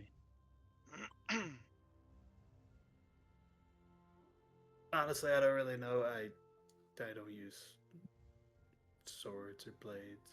I don't use swords either. I'm sorry about that, guys. There's been some real life stuff going on, but I'm back. Okay. I really Welcome back. interruptions. So we have decided we've seen enough of this place for now, and we're gonna go visit the bugbears. Ooh, I like it. And on the way, Kijo is gonna start kind of talking and saying, "You know, the other option is they're a full day's ride. Yeah, So you guys will get there as night falls, if that's okay with you. yeah, that's fine. Take them by surprise after nightfall. Got it. So as we're going, Kijo's just gonna say, "You know, we could also just start our own guild." To be honest, I had the same thought. Why do we need to be in a guild? Yeah, I mean, This is the DM talking. You guys totally could do that. The only obstacle, which is not this, honestly could be even more of a cool opportunity, is that these guilds have contracts, so you'd have to like convince them to switch their adventuring guild of employees to a different one. Yeah. Yeah, so I was actually just Yeah, gonna. Civ was just gonna say, well, they probably have contacts that we don't otherwise have in this city. It would make it easier to find work. Right. The whole reason we came here in the first place was because we can't just find stuff off the job board. Like these guys have connections to people that need help with stuff. well, Now but maybe if we were a little bit more well known and made connections of our own first. you know, though, we kind of made an impression the other night. We could see how far that's gotten us. I mean, maybe we join one and then give it a month or two and see how things are sitting, and then maybe we... That's true too. We can always quit a guild. There's no reason we can't do that. Well, that's as long as we give them the requisite 30 days notice, Kicho. Well, to be fair, that's only the Blue Guild. We don't know what Manticore group's quitting guidelines are. That's true. Yeah, what's your termination policy here? You fuck up, you get terminated. Like, you kill us terminated, or we just get let go terminated? You get We got this guy to send after you. It's called the Terminator. Yeah, we got this guy, Arnold Schwarzenegger. Like, yeah, we don't send nobody after you unless you don't pay your dues. Okay. So if we were to join you, we could separate at any time as long as we're all paid up? Yep. Otherwise, Norma conjures up these invisible stalkers and they track you down wherever you are on the earth. Oh, that sounds great. Good to know. Do you guys mind if we take a 5 here so I can say goodnight to the kids real quick? Yeah, absolutely. Sure. I'll run and grab a drink because I'm. Do you guys have a Oh, signing yeah. bonus? No. Well, there you go. There's the other part. What are the odds we'll get the a other contract guild from gives us 300 at the start, so that's like 60 gold each. Well, no, it was 100, but there was 300 like medical insurance basically. Oh, right. Which is like the exact amount that Revivify costs. Yeah. I know, right? Is that each or for the whole group? For the group. So it's not nearly as much as it seemed like it might have been. 20 gold each. So Yeah. We made more than that killing a bugbear that last night. But I mean, the Revivify. I mean, that's not very useful until one of us can cast that. Well, I think they would cast it on us. Right, but they're not. Like But you have 1 minute to cast Revivify. 1 minute. Yeah, exactly. Unless So- you got Gentle Repose or something else going on. Yeah. I guess if we had the contract with the match, we could put in 100, and then it could be I'll be back in like 2 minutes. Okay. it could be the level 5 one that's 500 gold diamond. I think that's like 10 days. Yeah, something like that. Raise dead. Raised dead. Yeah. Yeah, no, I like these guys better than the blues.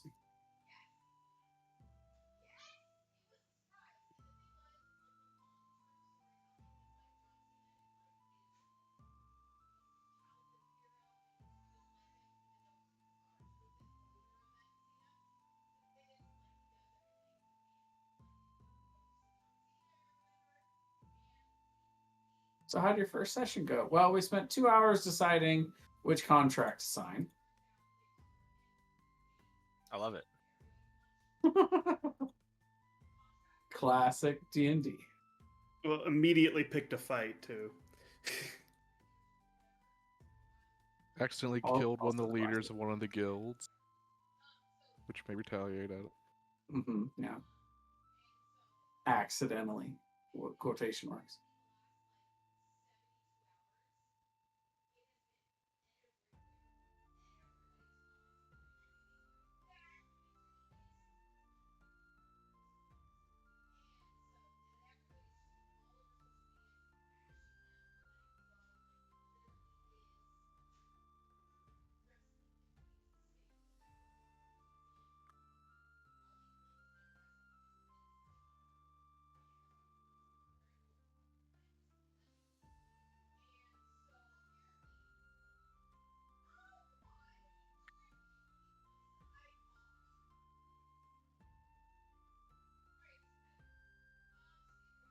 I have returned. Welcome back. Why thank you. Did I miss anything? No.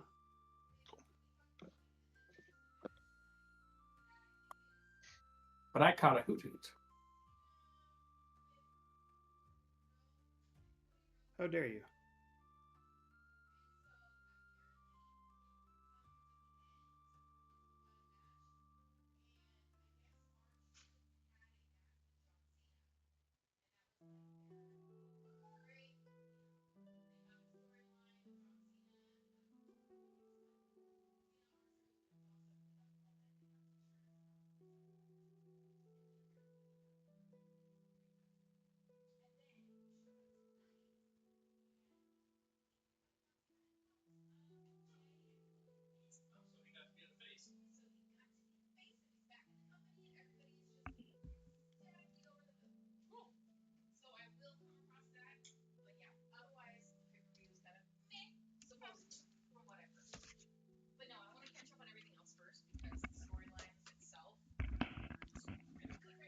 All right, I'm back if everyone else is back.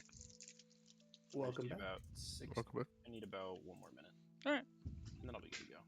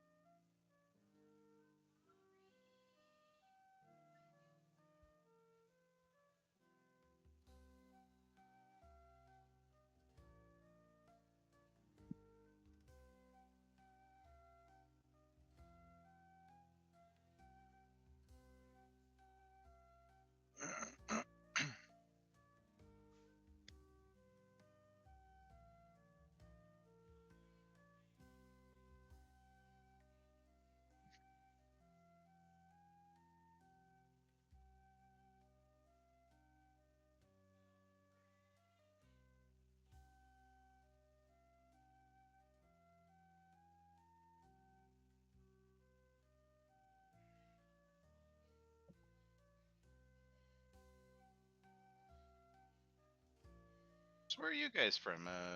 Yurthir and I we're from Windsward.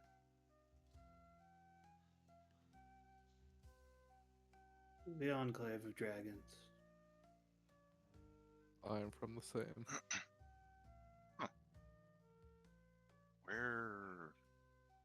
Where's the Enclave of Dragons? Would I know where the Enclave of Dragons is? I don't know.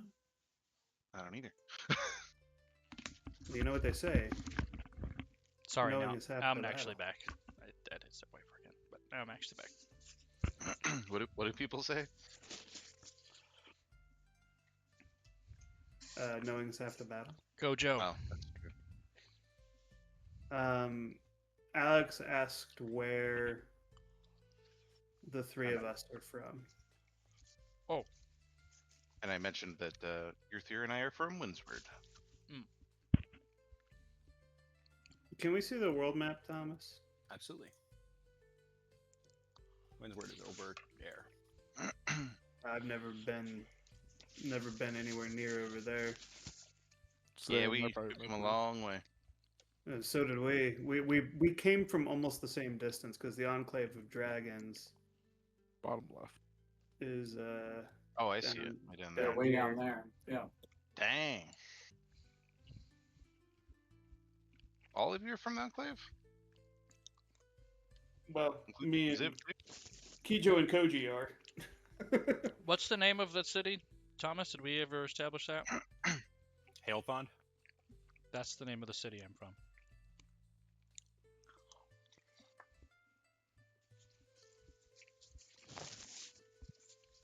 Hey, Bond. Whale hail thought. None of you guys would probably know where that is. None of us would? You make a history check if you're proficient in history. I might be, actually. I am not. I also I am not.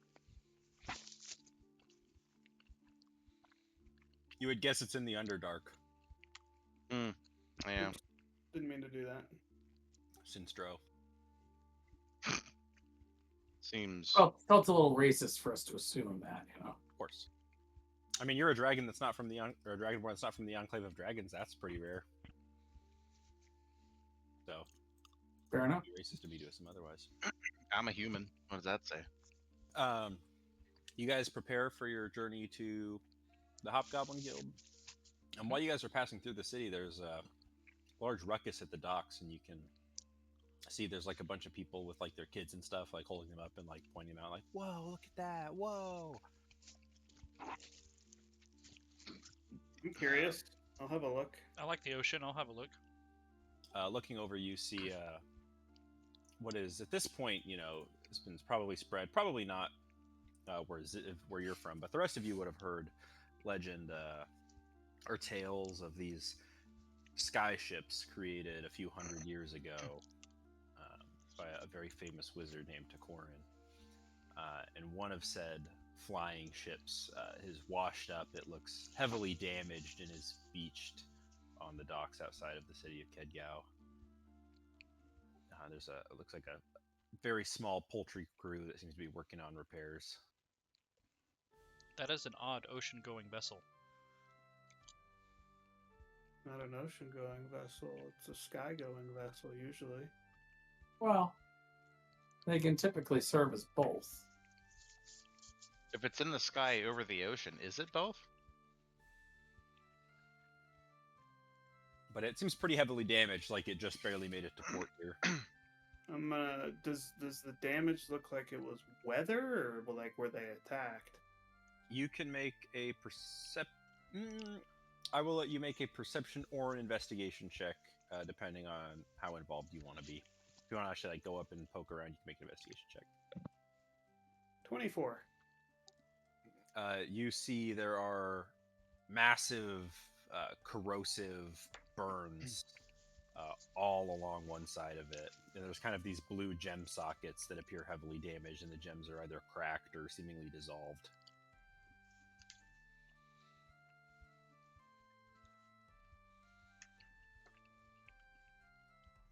Would we know of anything that would be able to dissolve those gems?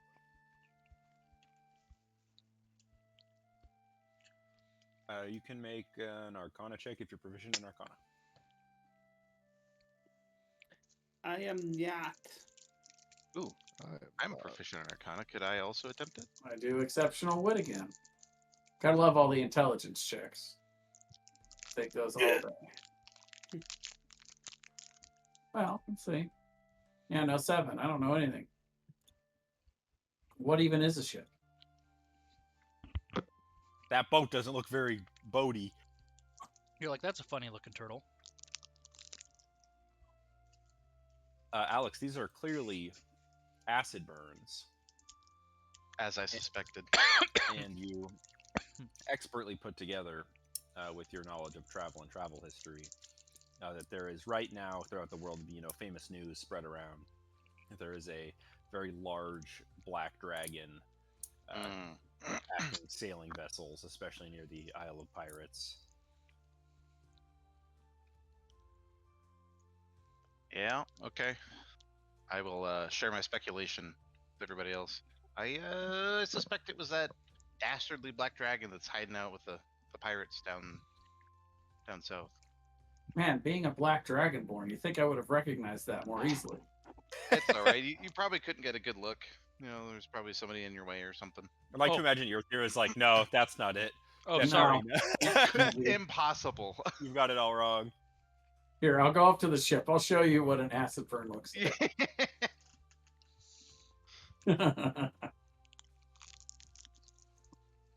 Oh, wow, it's the same. Ugh. I don't think I would enjoy riding on an airship. It seems like it'd be pretty fun. I've never been on one. I can't afford it. What's the I opposite believe of it that she would not enjoy it. What's the opposite of claustrophobic? Aerophobic. Agoraphobic. That's true. It is agoraphobic. Uh, I will use whatever the drow word for that is. No, you can see there's like a ton of adventurers crowding around, trying to get work helping. Yeah. Well, shall we continue? Yeah, It looks probably. like they have plenty of assistance in repairing their airship.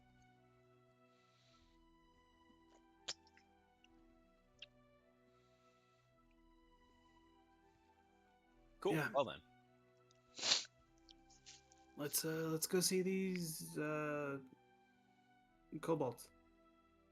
See if they want to Hobgoblins. talk or fight. Tygus is to pick as these hobgoblins are to Kijo. As goblinoids are to Kijo. Yeah, Thomas, let us know when we get to the fortress of the ogres.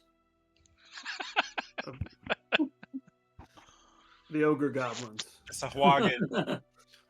So where are all these orcs? These red Sahagwin. No! Jay, Not the Sahagwin! Anything but that! Jay's Sahagwin. characters Sahagwin. always have an irrational hatred for Sahagwin for some reason. Yeah, you always got to put a little bit of yourself in your character. I mean, is it irrational? Is it really? Well, this over here is where they would have indicated to you that they're camped out in this old abandoned temple. Yeah, well, we're going there. And the Forest of Barbs is where all the Manticores live, right? Yeah. All right. So it's not exactly going to be a safe journey necessarily. And you learn from Tygus that the Forest of Barbs is private property and that they are hired to hunt Manticores by the owner. All right. Gotcha. So are we going to get in trouble by going to visit them? I will, when we get to the edge of the Forest of Barbs, I haven't signed any contracts yet. I will set my case down and pull out my crossbow and strap my case to my back.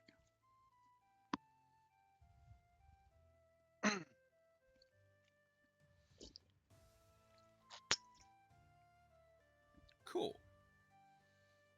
Well, I'm trying something new for this campaign. Love it.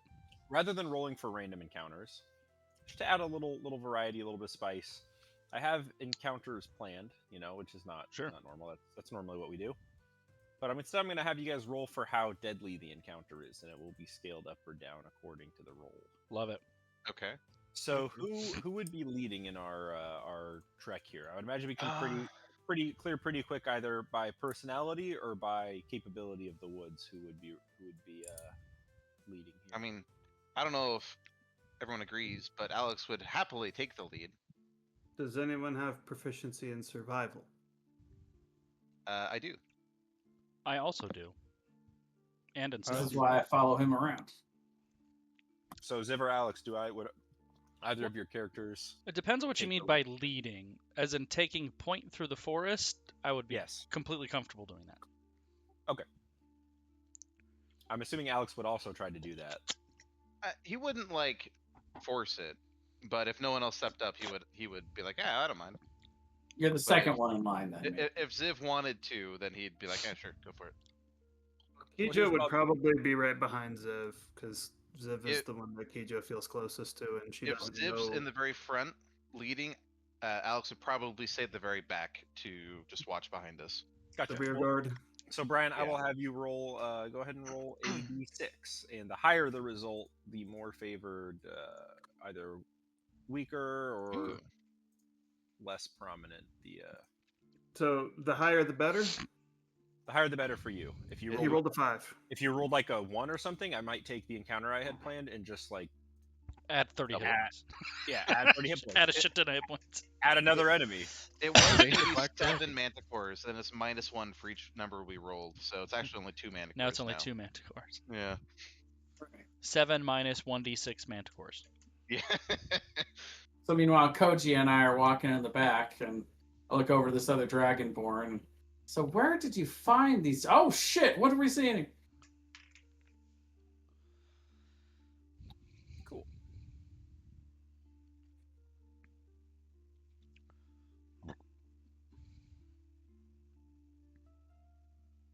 What are the light conditions, by the way? He said we arrived before night. So you guys would arrive before nightfall. So at the end of the travel day, the sun is just setting, but you still have plenty of orange light. You are not in low light conditions yet, Mm-mm-mm. but you're close.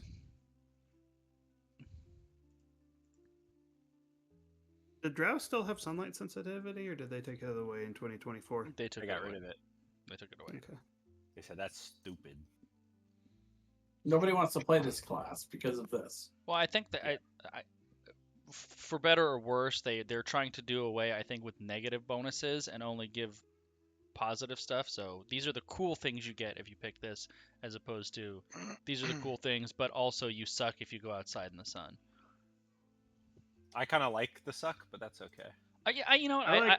I don't have an issue with either way. It's just it's a matter of preference and design philosophy.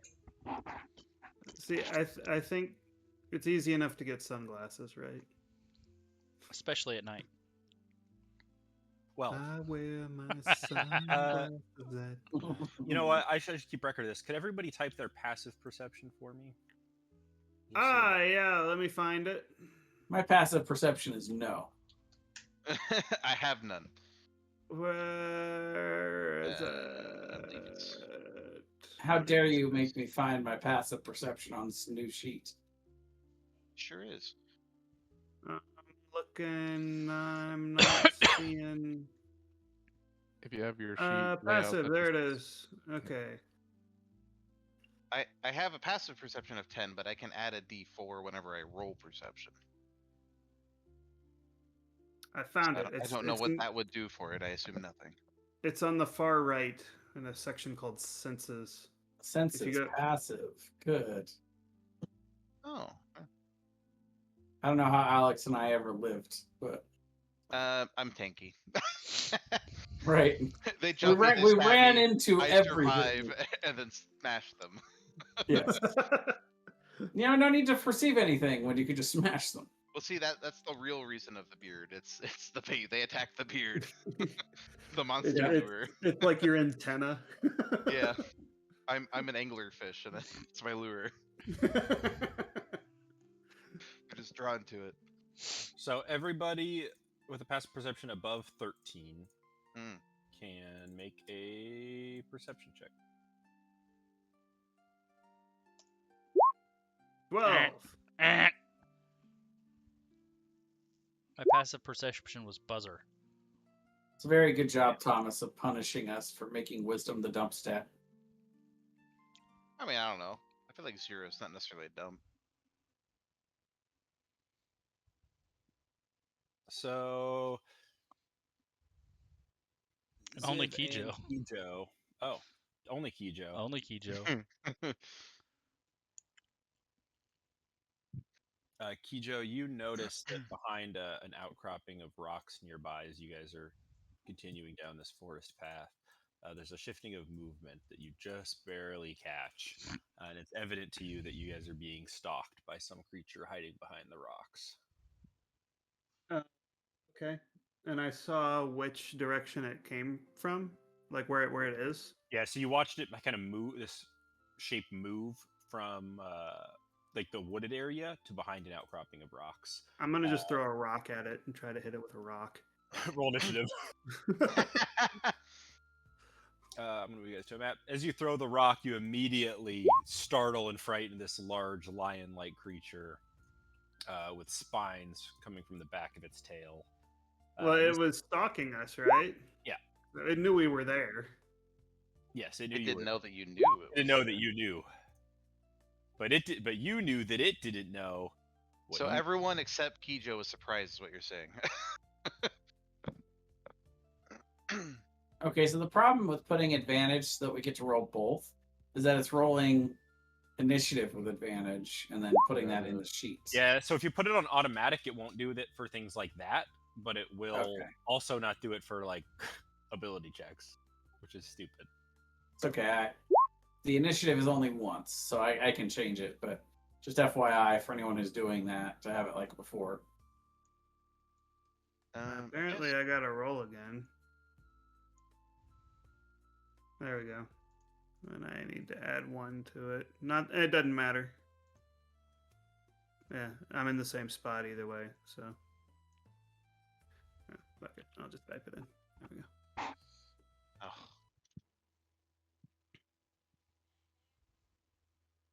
How do you enable the decimal on the initiative? You just type it in. It won't let me add Uh, a decimal. You have to click on Manage Sheet at the top right, and there's an option for Add Dex Tiebreaker to Initiative. Okay. Sweet. There it is. Thank you. Yeah, it's like 0.1 just becomes 0.1. In two Decimal wouldn't go in. Oh, there it is. in 2 levels, Alex, I would be asking to trade initiatives with you. Just so you know. In 2 levels, huh? In 2 levels, yep. Aaron can switch initiative if he wants. Well, I can too, but there's no point in me doing it now. I mean, other than going first, but it's fine. Well, unfortunately, I'm not even going first. I'm just going know. first of us. It's going to jump up, land on top of the rock, snarls at you with its strange human-like face, and immediately angry at Kijo, it flicks its tail towards you, and its tail is going to swipe at you. From that range? Yeah. Oh, wow. The spines on its tail disengage and fly towards you, and then immediately grow back. Projectiles. Okay. What's Nergigante? Cool.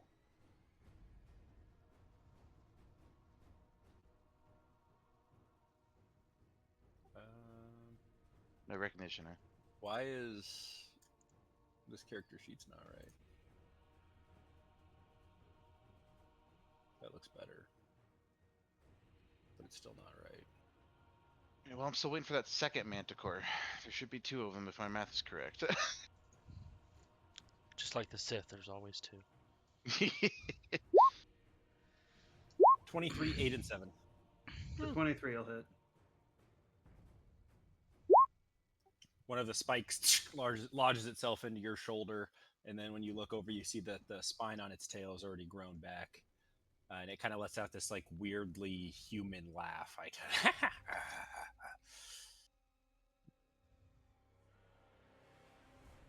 Alex, you're up next. Okay, how far is this guy? I can't quite get to him, huh? Let's see.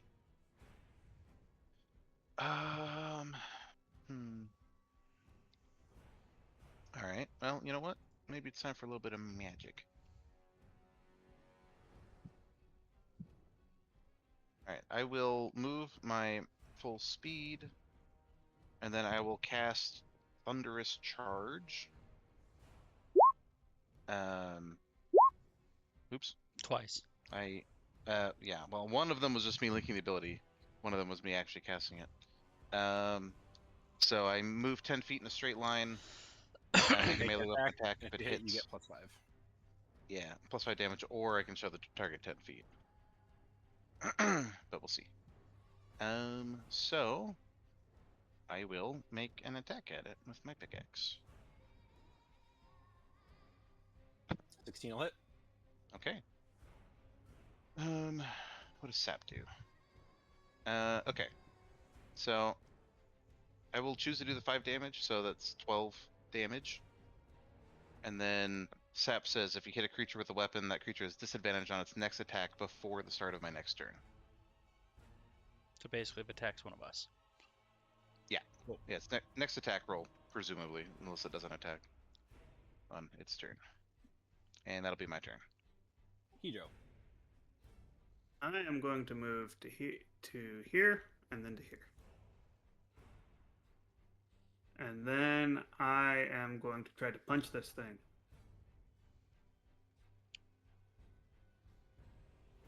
$14. Just hits. Cool. For 8 damage. And fuck it, I'm gonna flurry of blows it. Oh. Okay, so I miss on the 12, but I get a crit.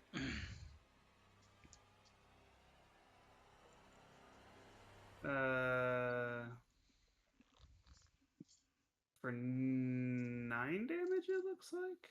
Looks like. Yeah. You rolled 2 3s and the 2d6. Yeah, I see now. Okay, so I punch it for 9 damage.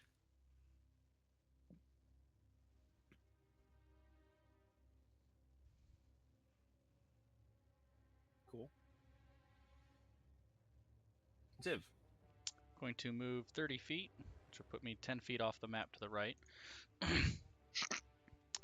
And I will take careful aim, which does nothing right now, and fire my crossbow. 22. Oh, yeah. You'll still get sneak attack, though, because it's engaged. I will. 15. It's very injured. That's it.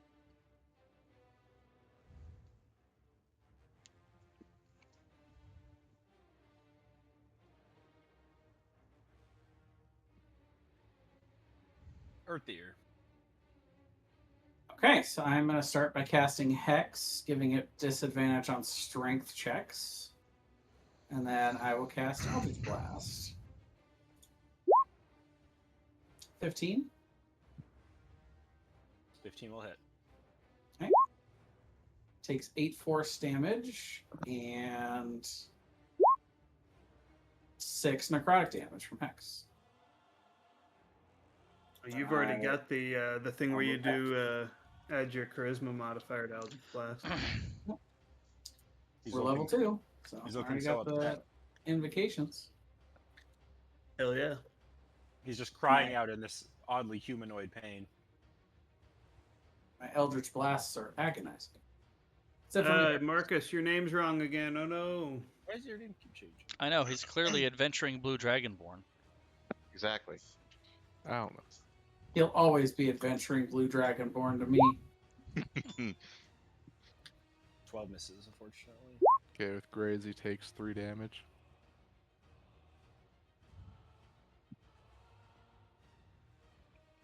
Is that the end of you? Yeah. That's the end of him. He's dead. That was fast.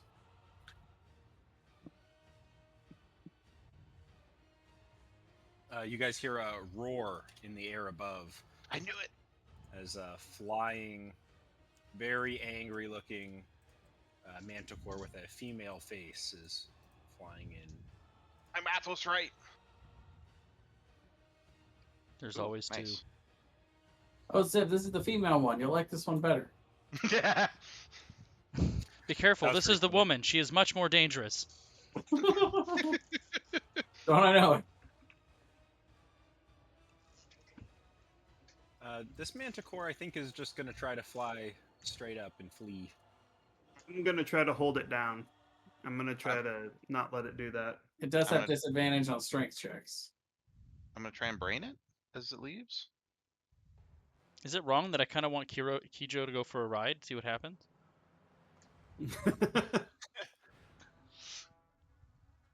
Well, it will make you can Not make wrong, but maybe a little insensitive. an opposed athletics check, or if you would like, Joe.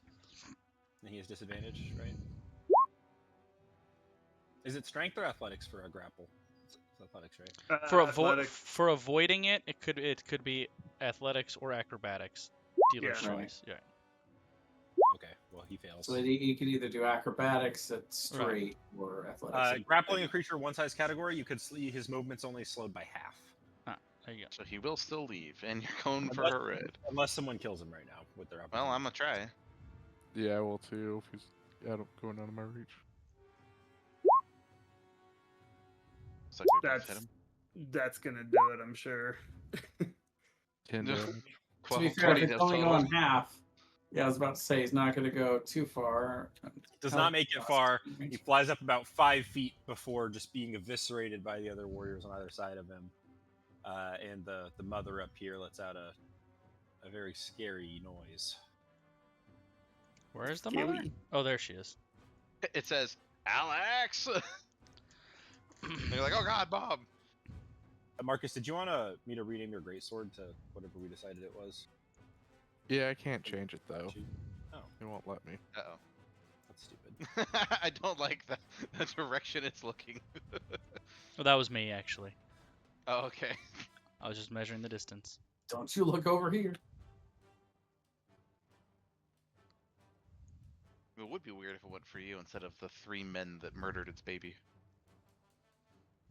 That is weird that I can't edit it. Two men and a female. Yeah. Oh, I mean, it's I understand. obviously going to go directly for Kijo. you know what? That makes sense. That makes sense. That's the reason Zivin Yeah. doesn't mind Kijo so much. Yeah, I forgot what your actual character art looked like, and your face is so small here. Okay. Well, Alex, it's your turn. Okay. So Manticore is distant. Brian, were you able to rename your items Yes, as you needed to? because I How did. you do that? Great question. Oh, I did it. Oh, you did? Okay, great. Maybe Now I didn't. I'm glad I don't have to figure Oh. it out. Alright. Well, I'm just gonna climb up on this rock Maybe on I top didn't. of the dead baby. And No, I didn't. I don't know, like try and taunt her or something. It's like blow raspberries at her. Like, "Bleh." Just a haha, I killed your baby. Yeah. Neener, neener, neener. Yeah, it's pretty angry. I don't even think you need to roll for that. I think it'll go after whoever's moving on the rock. Dancing on its corpse. Your And baby's then dead. is the dodge action still a thing? Can I take the dodge Yeah. action? Alright, I would like to dodge. Prepare myself for the incoming wrath. And then that'll be my turn. Ziv. You skipped me. Oh, no, Kijo. That's gonna be great.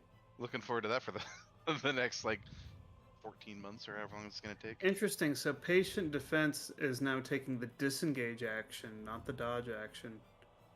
Because That's it's too fucking good. I guess.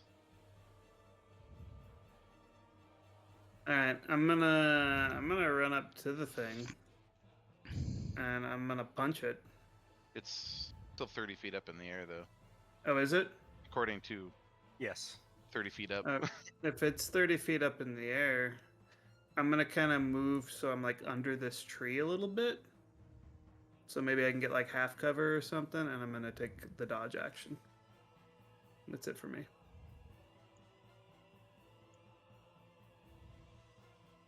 Brian, you need to tell me later how you edited items. Okay. It's fucking crazy. 10 feet to 10 feet to the right still. I'm going to move up into some bushes to hopefully get some kind of partial cover. I'm going to take aim and hold an attack until the Manticore gets within melee distance of one of my allies.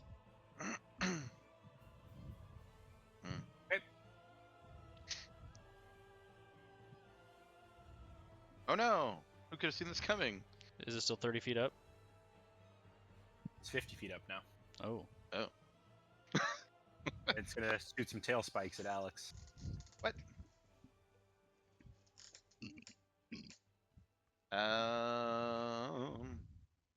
The 17 hits. I just gotta decide if I want to do anything about it. Wait, no, disadvantage on all this because I dodged, right? Ah, you're right. So the first two already don't hit. Here, we'll That's a 12 and one more for the 17, I guess. 17. 17 it is. How much damage did it do before? Whatever, I'll take it. It did 7 to me. I got lucky. I take 4. Okay. Yeah, I rolled a 1, it looks like. Yorthier. Okay, what is the range on Hex? 90 feet. All right, that should be fine. So yeah, I'll use a bonus action to move my Hex over.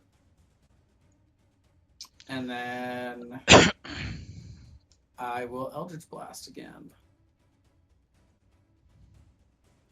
7, which I'm sure we'll miss. Yes. And that's it for me. I'll stay where I am. Koji.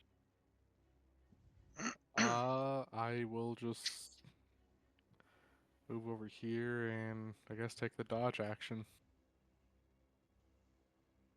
Actually, you know what? No, I'm gonna move over this way, right here, and take the dodge action. Alex? There's not a whole lot I can do with it up that far, so I'll just keep blowing raspberries at it and taking the dodge action for now. Kijo. I am going to I'm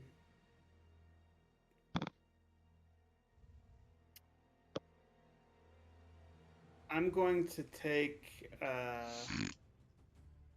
rope out, and I'm going to tie the rope around the end of a dagger. And then I'm going to try to run out here and try to throw it so that it'll loop or like around the thing's head, and then hopefully stick the dagger into it so it has a rope loop around it that can we either pull it down or climb. Make an attack at disadvantage. A simple maneuver. That's a free action, right? So do we want to treat it? Do I have proficiency with this attack or no? Yes. Your proficiency with daggers. 11. No. Okay, I will flurry of blows to try again. I don't know if 13? Can you flurry of blows a thrown weapon? I think so. Well, let me check. Pretty sure flurry of blows is a melee. It's Unarmed strikes. Unarmed strikes. Okay, so I can't. All right, so I will run back under the tree. A low-level party's worst enemy. Flying enemies. I know, right? Ziv? I will sigh and fire my crossbow. 14. Hits. We're that far off. You're 11. 9. Looks pissed. If only I had one more level to take a bonus action hide. That'll be it for me.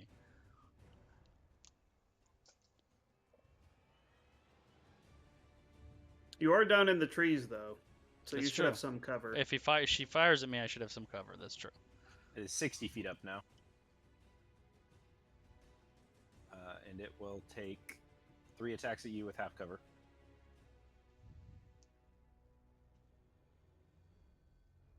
Does a 17 hit with a +2? My AC with +2 to my AC is 17. Unfortunate. 5 tail damage. Ow. Earthier. Am I saying it right? Or is it Earthier? It's Earthier, yeah. Earthier, got it. All right, and Eldritch Blast. Yikes! Pew! Miss. But wait, are you flanking? Man, I will say, Baldur's Gate 3 made Eldritch Blast way cooler because the animation's so good. No, I can't. The animation Mhm. is pretty I good. think about it every time. It's like one of the best animations I've ever seen in a video game. I think it's like It's true. It's cool. It's like a cannon. All right, Koji, you're up. I'm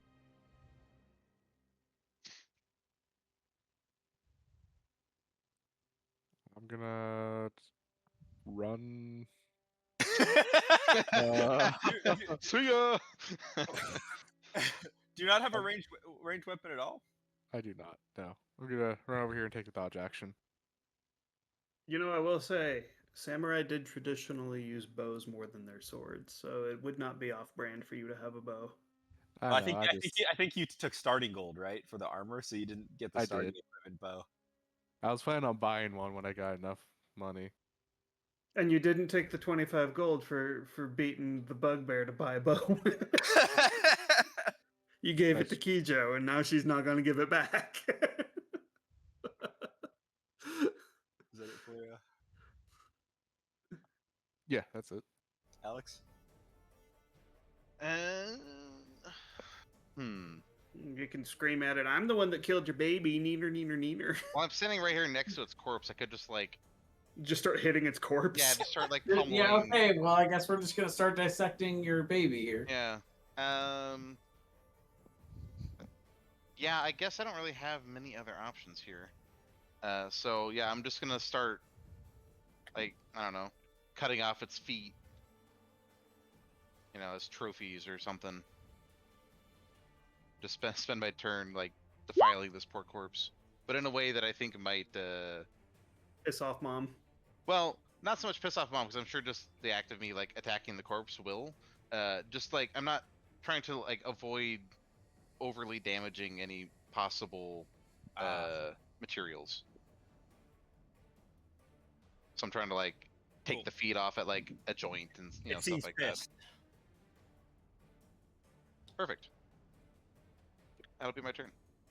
Kijo? I assume I'm not going to be able to, attack this dead creature and dodge. So I'm moving over to here, and I'm attempting I'm using Step of the Wind to bonus action move over there.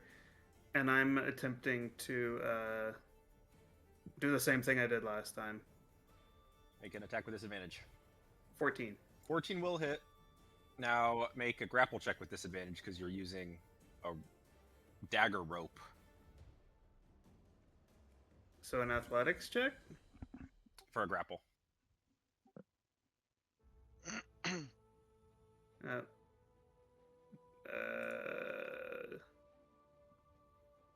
That's beatable. Oh wait, let's see. You can use your grapple. You can use your dexterity modifier instead of your strength modifier to determine the save DC. That's only when you do an unarmed strike, which this is not. Okay. It's a tie. How does ties work with grappling? Brian, go. I honestly don't know. They both fall down. In this case, Kijo is making the Manticore Yeah, you're right. make a saving throw, so meets it, beats it. So it says in an event where a grapple check is tied, nothing changes. If the creature is already grappled, it remains grappled. If the creature is making a check to grapple, It's still not then the grapple. grapple is not successful. So does it take damage from the dagger? Yes. Okay. I kind of like that, actually. Just nothing changes. So if Sure. they're already in a grapple, they're stuck in it. Maintain the status quo. Yeah. Yeah. I dig this music. This is cool. Good old combat music. Are you able to roll your? Yeah, there you go. 7 damage. I rolled max damage. Nice. Was the rate of the rope behind it? Ziv. I am going to hide in the bushes. That's it for me. You're super hit. I had such a cool idea too. It's going to dash to Alex. What? Oh, is it landing? Yeah, it's in a blind rage. It is not thinking about the strategic advantage it has in the air. It sees Alex hacking up its baby. Don't worry, guys. I did it. Well I got done. it to land. It worked! Now take me back to be resurrected. You guys wish you paid for that resurrection gem now. Did it dash to Oh, do it that? dashed. Yeah, Yeah, you're it right. dashed. Okay. But my plan was to try to get the rope stuck in it and then to tie it to a tree. How about a 22 for Eldritch? 22 will hit. Okay, so it takes 6 force damage and 5 necrotic damage from Hex. Nice. I like how Koji ran all the way over here, and now he's got to run all the way back. And it's 5 feet too far for me to be Yeah. in melee. You can't reach it. And I'm gonna back up a little bit. Do you have like a javelin or anything, Marcus? Nothing? I got one range move I can do. Ooh, breath weapon? Yes. Dexterity save 12. On a fail save, creature unsuccessful takes half as much damage. Okay. So it takes two damage. If I did a line that way, it wouldn't hit Alex. I like it. Although he's outside the range. It just hit me. Alex. Anyway. All right. I'm gonna cast Booming Blade. Oh, there you go. Attempt to boom this thing. What's happening? What's your damage? I guess I need to make an attack roll. Yeah. Yes, you do. I thought if I click the spell, because it says it makes an attack roll, I thought if I clicked the spell, it would just do it, but I was wrong. That would make too much sense. It would. Oh! Oh. All right. So let's click the crit damage button. A 1 and a 3.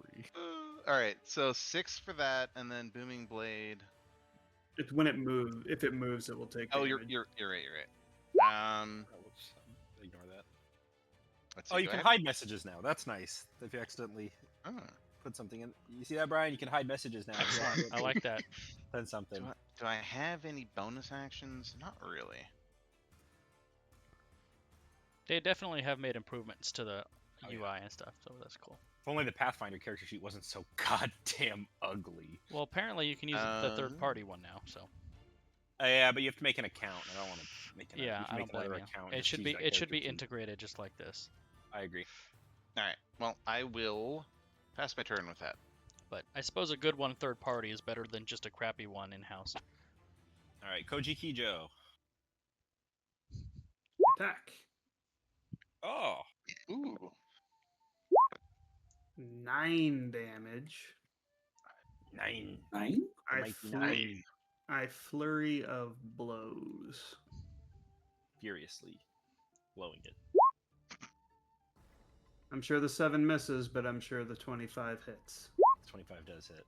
for 7 damage. That's funny. Less damage off of that than my normal hit. Yeah, our crits have been pretty underwhelming considering. Pretty limp. We've crit 3 times. They've all been pretty sad. Ziv. Marcus's was good on the bugbear. That's That true. was- It was. Yeah. One time we weren't trying to be lethal. Mhm. Right. Brain, it's your turn. Oh, I'm sorry. I don't know why I thought the Manticore went first. I will shoot from, I think, my hidden position. You are hidden. 24. Yep. 11. Is that a sneak attack or no? Yep, that's got it on there. I rolled a d6 on the sneak attack and the It's looking 5. pretty hurt. Gonna make some attacks at Alex and then try to bail. By the way, it does have disadvantage on its first attack because of sap. Oh, I'm sorry. Hold on, quick Yep, go before ahead. you do it. So, I have push on my crossbow. If I use that on the weapon mastery, would it proc the thunder damage? Or does he have to move of his own accord to proc the booming blade damage? I would have to read Booming Blade. All right. Well, let's not worry about it now. We'll worry about it. Stand later. by. Just curious.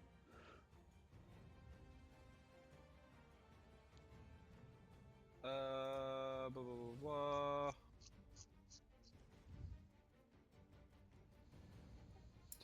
It has to willingly move. Okay, then I won't use it. Carry on. It says willingly in the spell. Cool. Claw, that misses. 6, that's gonna miss. 22. Against me, I assume? Yeah. It's gonna hurt, Alex. Yeah, that hits. It's gonna hurt. Yeah. I got nothing to do, so it hits. You're gonna get I'll bitten. take it on the beard. Yep. Detachable beard saved me. Beard is gone. No! Take 17 points of beard My damage. 5 o'clock shadow is gone. Clean shave. Oh. That's not good. 7 damages. 7. That could have been worse. Now it's gonna try to fly straight up to get out of here. So it'll take I am attack. going to attack. And the booming blade And too. it's- Yeah, it's only after it moves 5 feet, so it won't hit here. Oh my gosh, this poor Manticore. 5 damage. As 7 it tries to make its escape, you stick your war pick in its side. So as it tries to lift up, you're able to kind of hold it there for a second, just enough time for Kijo to like hop up onto its back and throat snap it. Just Nice. Yeah, I'll just punch it like right in the back of the head and crush its like C2 Yeah. vertebrae. Go to sleep. Oddly specific. You guys have killed 2 Manticores. Quite impressively. That is a tough encounter for a level 2 party, honestly. Yeah. And we rolled Uh, a 5 out of 6. For Good. using it. Good thing I pissed it off. There were gonna be there was gonna be a mom and a dad if you guys rolled a 1. Oh Oh god. jeez. I pull the spine out of my shoulder and just kind of spit on the ground. Kijo, you were very effective at punching it in the back of the head. Most things don't like it when they get punched there. Well, she was telling you earlier. You gotta punch more things in the back of the head. That's true. This fight wasn't for fun. This fight was for survival. And we're the ones who survived. This time. Does anyone know how to harvest a manticore? Someone with survival skill would be most likely Oh wait, to know. maybe I know how. Do you have survival skill? Yeah, Hang proficient in on survival. 1 second. Oh, I do. I'm actually proficient in survival. Hang on, it might not be survival. Stand by. Well, if it's medicine, I do not. Nature, It's I do gonna not. be nature or survival. I would tend to think survival, but I don't remember what it is. Maybe animal handling. No. Because Arcana's dragons. There's like a list now. oh, you're referring to that. Yeah. Oh, gotcha. They're maybe Arcana then. monstrosities, right? They are monstrosities. Okay. So I don't remember religion. what it is. Clearly, it's Arcana. I mean, I'm better at Arcana than I am at survival, so. I'll see if I can find it. Well, you can carry on, and I'll see if I can find it for you. So and now I know what you're looking for. You know what I mean. I do. I know exactly what you I mean. think I have it loading right now, but it's just loading. Also, I guess the next question would be how much. What did I do in my turn before it attacked me? How much did I ruin and/or accomplish?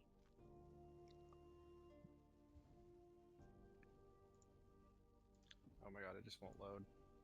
It's driving me crazy. I'm just gonna guess off the top of my head, and I'm gonna say monstrosities are Arcana Okay. because they are unnatural. That makes sense to me. I do have a +3 to Arcana. Actually, you know what? It probably is nature. I think I'm thinking of aberrations that are unnatural. DM consensus, Jay, Brian. What do you think? I think it would be nature over Arcana. Nature. Yeah. All right, you can make a nature or survival check. If I proficient. have only a +1 to nature.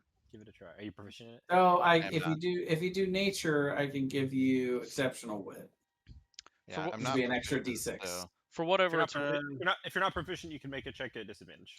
for Okay. whatever it's worth, I think the nature skill would be knowing where to do it, and survival would actually be knowing how to do it. I think that's actually more than fair.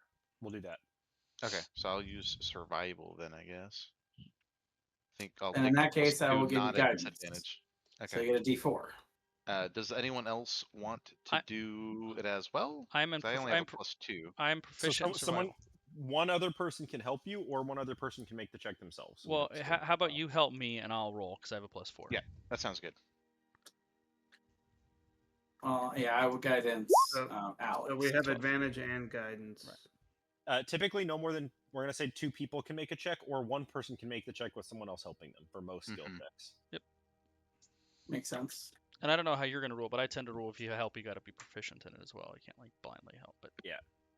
that's up to you. You want to roll a D4, Jay? Or you Is want this me to for roll? the heart? Sure, why not? I'll roll it. I added 1. 13. A big one. Big 13. Which one are you doing with this on the young man? I'll practice on the young one to see if I can learn it and do good on the big one. You get a couple things. We'll say you get a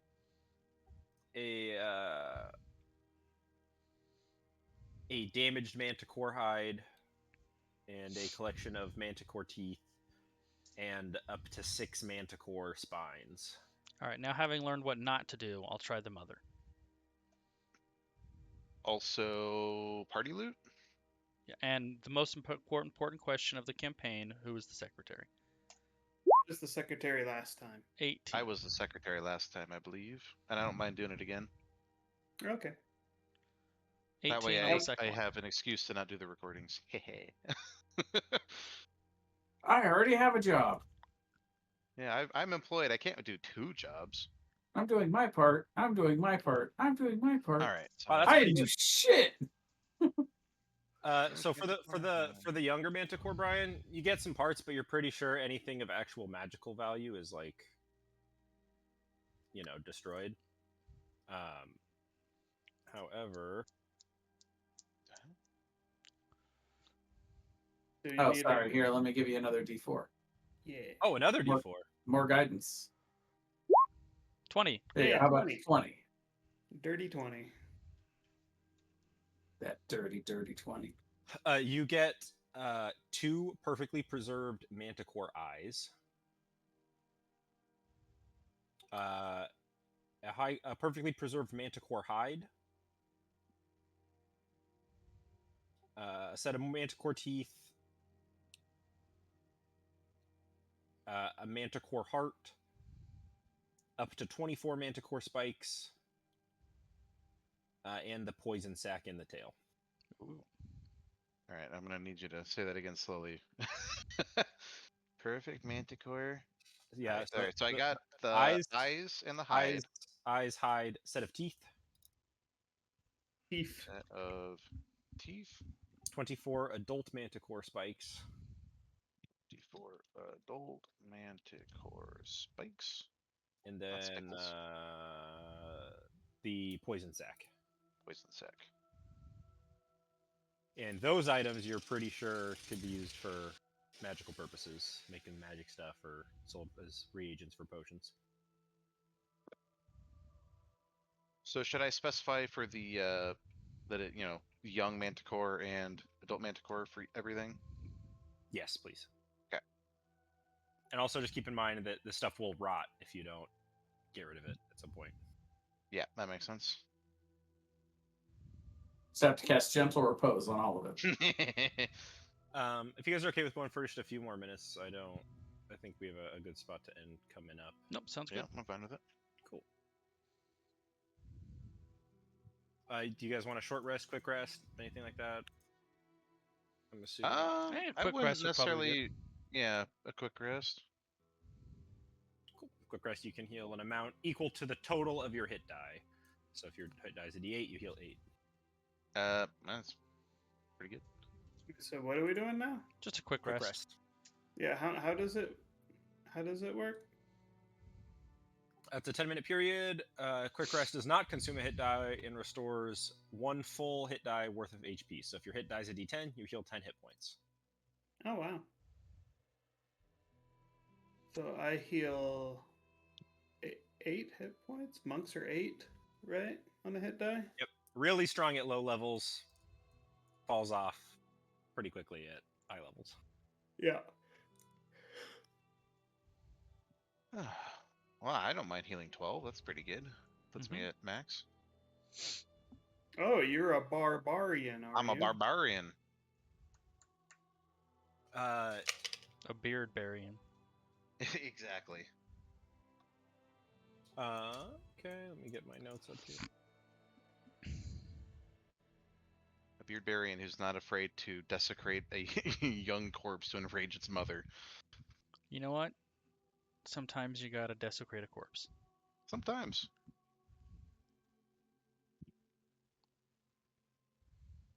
But really, I desecrated the corpse by just doing what we were going to do anyway. I didn't do anything like extra.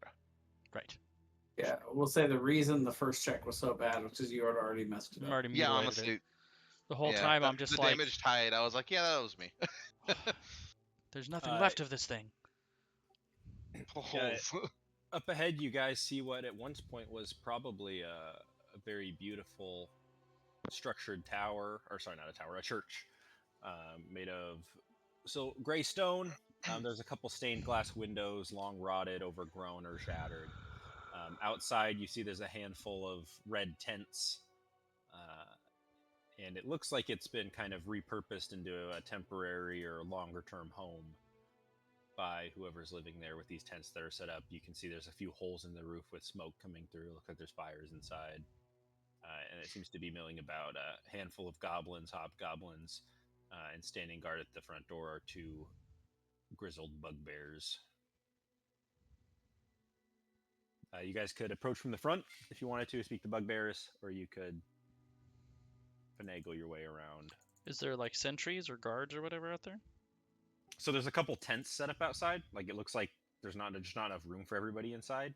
So there's like a handful of tents set up outside. But because night's falling, people are either in their tents going to sleep or they're eating dinner, maybe inside. That's what the fire's from. You're not sure. But there's no one just like out and about right now. But you can tell there's people in the tents and more inside. Well, we're not quite sure how they're going to receive us, right?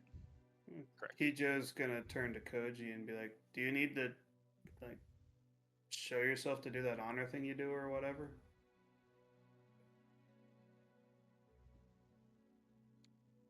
Yes, I'll walk in first.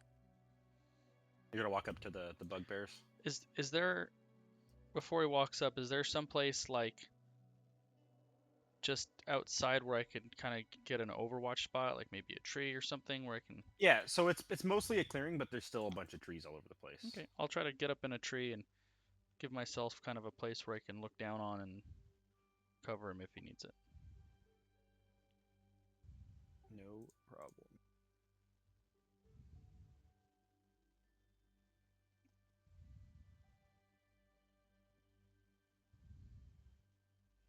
Can everybody see?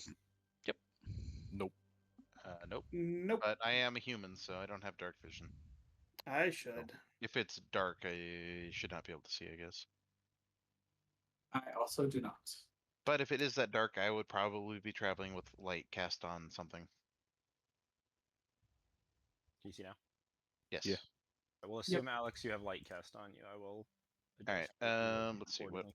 What would I have casted on? What's in my inventory? Do you have like a necklace? That's what I'm looking for. I could cast it on my Cast it on your spectacles. beard. I could have goggles of night vision. Just cast it on my spectacles. Too bad you can't cast it on your beard. I mean, I could put jewelry in my beard and cast it on that maybe. You approach the 2 bugbears. They kind of say, "What's that? Some kind of lizard man? What brings you to our home, lizard man?" We were approached by the underboss whose name started with a Z. It's Rundrock. Rundock. Yeah, he got himself killed on an excursion into town. Damn shame. We all liked him around here.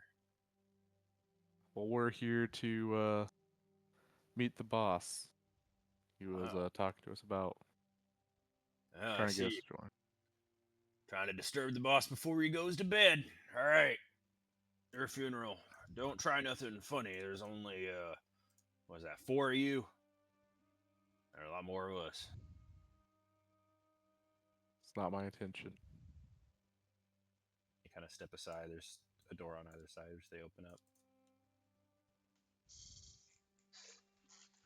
I gotta move stuff. There's people around here. Just gotta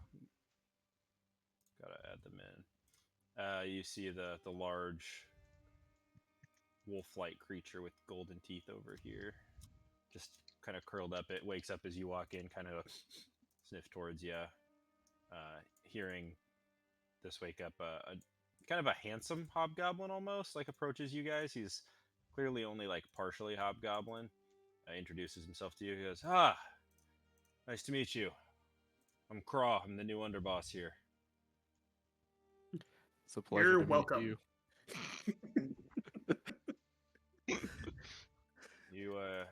You here looking for work? Zrondok told us to come check it out before his untimely demise during the duel. Oh, So I figured, was that you lot? yes, I was the one who. Kijo's behind, pointing at Koji. Ratting was- him out. I was the one who felled him. I figured since it wasn't a duel to the death, I could at least honor what we were doing for either. Anyways, No worries. Listen, I'm a hobgoblin, but I wasn't raised hobgoblin like these folks. I was raised by human parents. But I get it.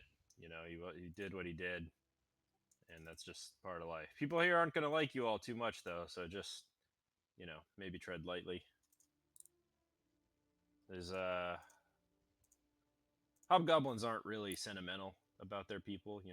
Not too much love for each other, but this is a tight knit tribe, and there's less and less of them every day. So small community. Anyways, I can take you to where the boss is. thank you. You can see throughout here, this is really like, they've clearly made this into like a home for themselves. There's, bed rolls out.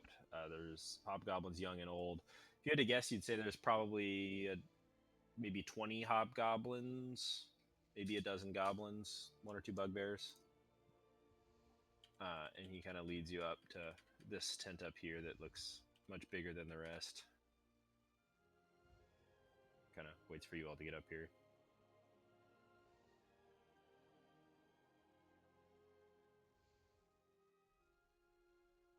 And he kind of knocks on the tent. He says, "Hey, boss, got some adventurers here, ones that dealt with Rundock."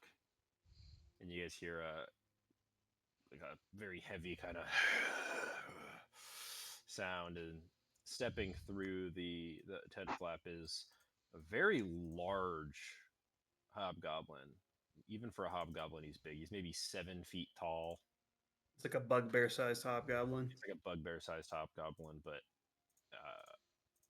not really bugbear dimensions. He doesn't have like the long arms or anything like that. His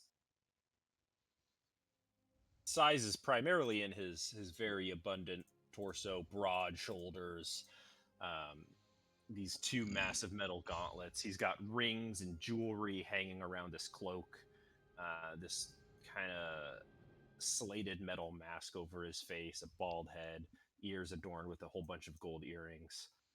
And he kind of wallows his way out, belly exposed, kind of a cloak that goes to either side. Oh boy. Oh, he is a large man. It's my spirit animal. And as he comes out, he just kind of pats himself on the belly a little bit and says, "Oi, adventurers! Nice to meet ya. I'm the hub boss. I'm in charge of this lot here. I hear you're looking for work, and we're looking for workers. Tell me about yourself. Introduce yourselves, please. Don't be nervous. I know it's hard meeting, someone of my status. We're just weighing our options. There's 3 guilds. Checking each of them out. All right. Well, we're new to these parts. Me and the lads, our home life wasn't so good. Lots of war and strife going on. Decided we'd move on south, start a new life for ourselves. Found this lovely home, ripe for the taking. Still needs a few repairs, but I'm a hobgoblin. I'm a savage, but I still try to take care of my people. It's the least I can do. Care about these folk as much as a hobgoblin can. Know what I'm saying? I'd like to insight check him. Sure. 17. He seems like he's kind of like a piece of shit, but he does care about these people as much as he can. Yeah, as much as he can.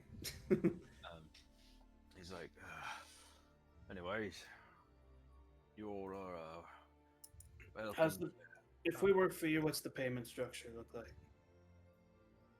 Payment's big. Okay, that's not very elaborate. Like, if we do a job, what cut do you take? Oh, well, depends on the job. You interested in some work we've got available? I can run it by you. We can talk about a fair split. No, we're just talking business right now. Hypothetically, we do a job that pays 200 gold. How much of it do you take?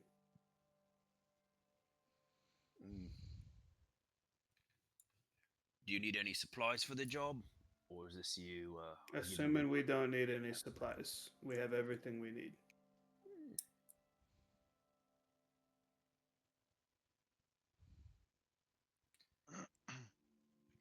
It's hard. I don't really need you to get me money. It's more I'm willing to pay you to acquire things for me, or hurt people that I need to put hurting on. So I don't need a split per se. I'd pay you to do the thing. Oh, I see. It's more like mercenary work. Yeah, more like hired, roaming, skilled lunatics. Nothing. I'm not asking you to murder no puppies or nothing, but maybe a bit seedier. No contracts or nothing like that. I won't get you in trouble at the city, but less than reputable, we could say. I'm a bit of a crooked bastard.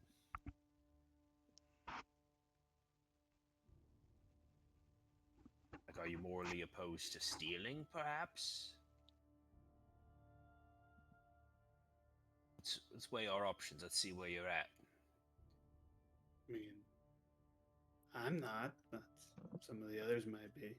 Okay, let's not call it stealing. What if somebody lost something, and I just wanted you to go find it before they found it? Anyone have a problem with that? Raise your hand. Does anybody raise their hand? No. Excellent. I'm trying to think about what the implications of that are. Someone lost it, so we're trying to find it before they find it. It's not really stealing, it's as if they lost it, but if we know it belongs to someone else. But it kind of is stealing, because it is supposed to be theirs. Yeah. But if they don't know where it is, and they weren't ever going to find it, then it's not stealing. That's what the gods teach us. I like this guy. I've been learning about the gods, and they say they don't say it's stealing if they just lose it and then you find it. Well, which god's your favorite? Hey, Crow, what's the name of the god the houses we living in? He's like, oh, her boss, that's Varsum. And you guys don't need to make a religion check. It's widely known. I'll just give you his little blurb here.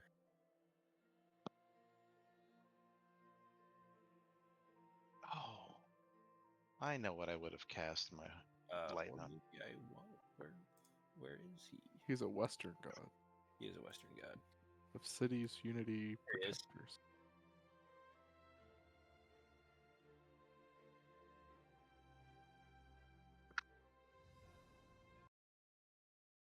So Yeah, this guy Vorson, like that god. recently your favorite? Yeah, I've been living in his house and it's pretty good. So must be a cool guy. Since we kind of already automatically know Varsum, what side of the conflict is he on? Make a religion check. All right.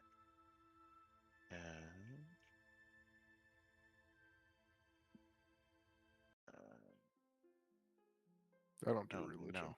Yeah, you don't know. Where's the R's?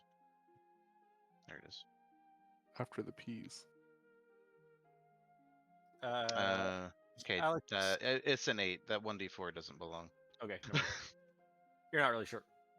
Yeah, I don't know why that's adding.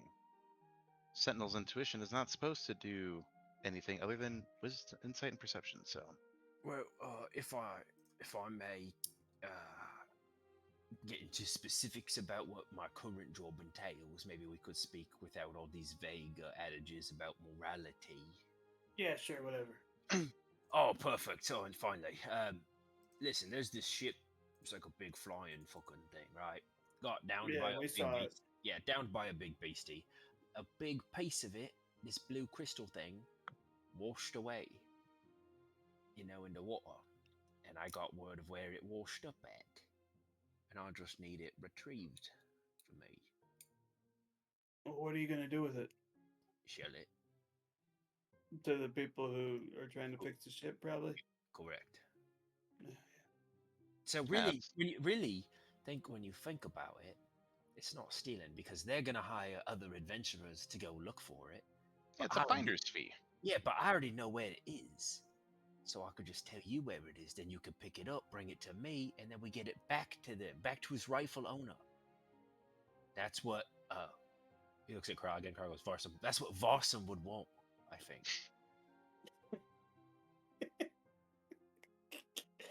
I love this guy. There's no way that's what Varsum would want. No, He just Varsum would probably want the thing to go back to its rightful owner, right? Religion's all about interpretation. So. He's just not saying that. It's just. If we work Like- with you, would we still be able to work with the other guilds as well? Or do you want us to exclusively work with you? We're not an adventuring guild. We're just a group of people trying to make a new home while getting as few of us killed as possible. You know, I'm not sending my people on these jobs, not because they can't do it. There's some right nasty bastards, but we've lost about 90% of our tribe. Just trying to keep the few we have indoors, if possible, while we get resettled. I would like to insight check that. Sure. 18. Seems completely honest. Okay.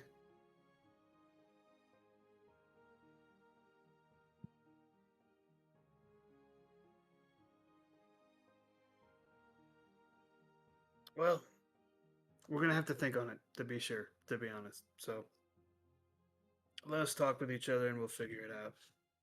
If we did take the job, how much would you pay us for it?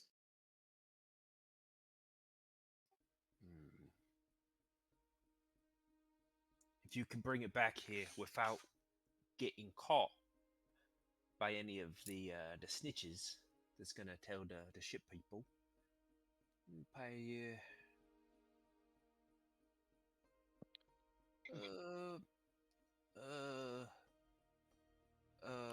Wait, never mind. The first rule of business is always let the other person say the first number. So you say the number. Would I have an idea of how much something like this would be worth? Make a. Gotta be. You can Priceless, make an right? Arcana or a history check. All right, well, I'll make a quick casting of exceptional wit. with the Arcana check. So, yeah, Your exceptional wit has not been helping you much. 9. You're not sure, but you know it's probably pretty rare. There's not very many skyships. There's probably less than 10 in the world. Yeah. They need the gems to function, it would seem. So So you want us to throw a number out? 2,000. That's where I was gonna go. Yeah, 2,000. two. And then Kijo realizes who says that and looks annoyed at you. I'm also, by the way, I'm trying to, as I start talking, it's mostly because I'm realizing nobody else is really wheeling and dealing here. I'm trying to put on just a slight accent that kind of reminds you of the Hobgoblin boss, which is none of you have ever heard from Yurthir. Almost like I could have maybe been from somewhere near where the Hobgoblin boss was a long time ago, but have lost the accent. Oh god, he's code switching. Or nearly lost it. Right, so 2,000. 2,000? That's a lot. That's a lot. I'm gonna be honest. It's not that the job isn't worth that much. I just don't have that much to spare. You see, we got to be paying contractors and things to come fix up our new home. Well, you said for me to throw out the first offer. What would you like to counter offer then?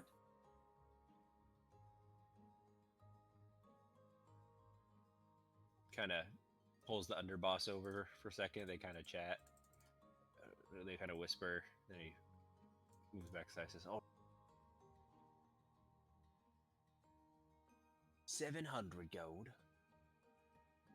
Plus, in addition, we aren't planning to necessarily stay in this temple forever. So once we've got, got settled, got some resources, we're ready to move along. We'll leave it to you. What do you think about that? We'll keep the place nice and safe, and when we move out, the church is all yours." Well, if you're moving out anyway, why wouldn't we be able to just take it after you leave? Or we might sell it to somebody else.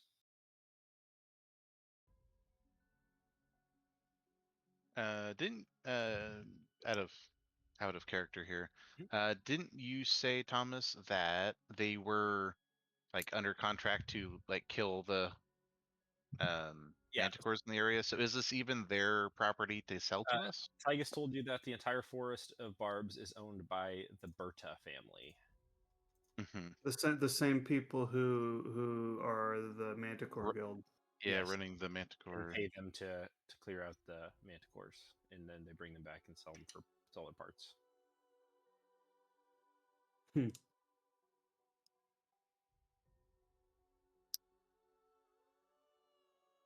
Yeah, it's not their land to sell. So that's Yeah. a scam.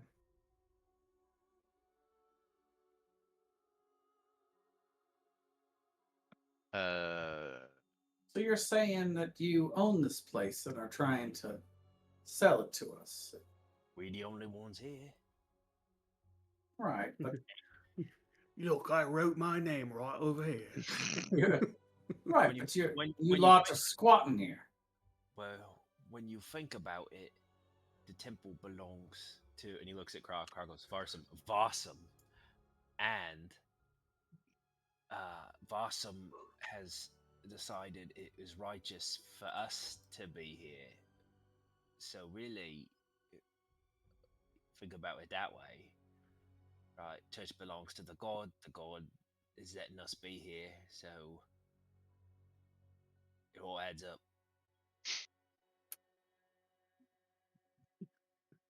I think 1,000 gold would be more worth considering with that offer.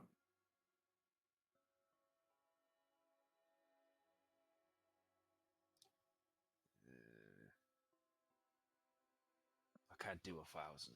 I can do 700 with the promise of future employment with much bigger financial opportunities. All right. Well, how about before we continue negotiating on this price, you said that we would get this if we managed to bring this rock back undetected. What happens if we're spotted and then still make it back here without being followed? Like they know we took it, they just don't know where we went. Well, you probably have to skip town, but it would only minorly inconvenience our plans. But would you still pay us the full price? No. Cut it in half, 350. And you'd probably have to skip town because you'd be wanted. More than likely. Yeah. More than likely, the Skyship Guild put a bounty on your head.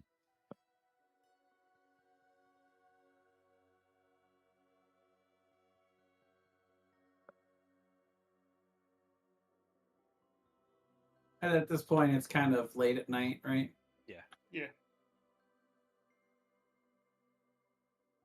Well, perhaps we can stay here for the night and consider and get back to you in the morning. Certainly, I have the finest digs for you. And he walks over here and shows you guys this unoccupied storage closet.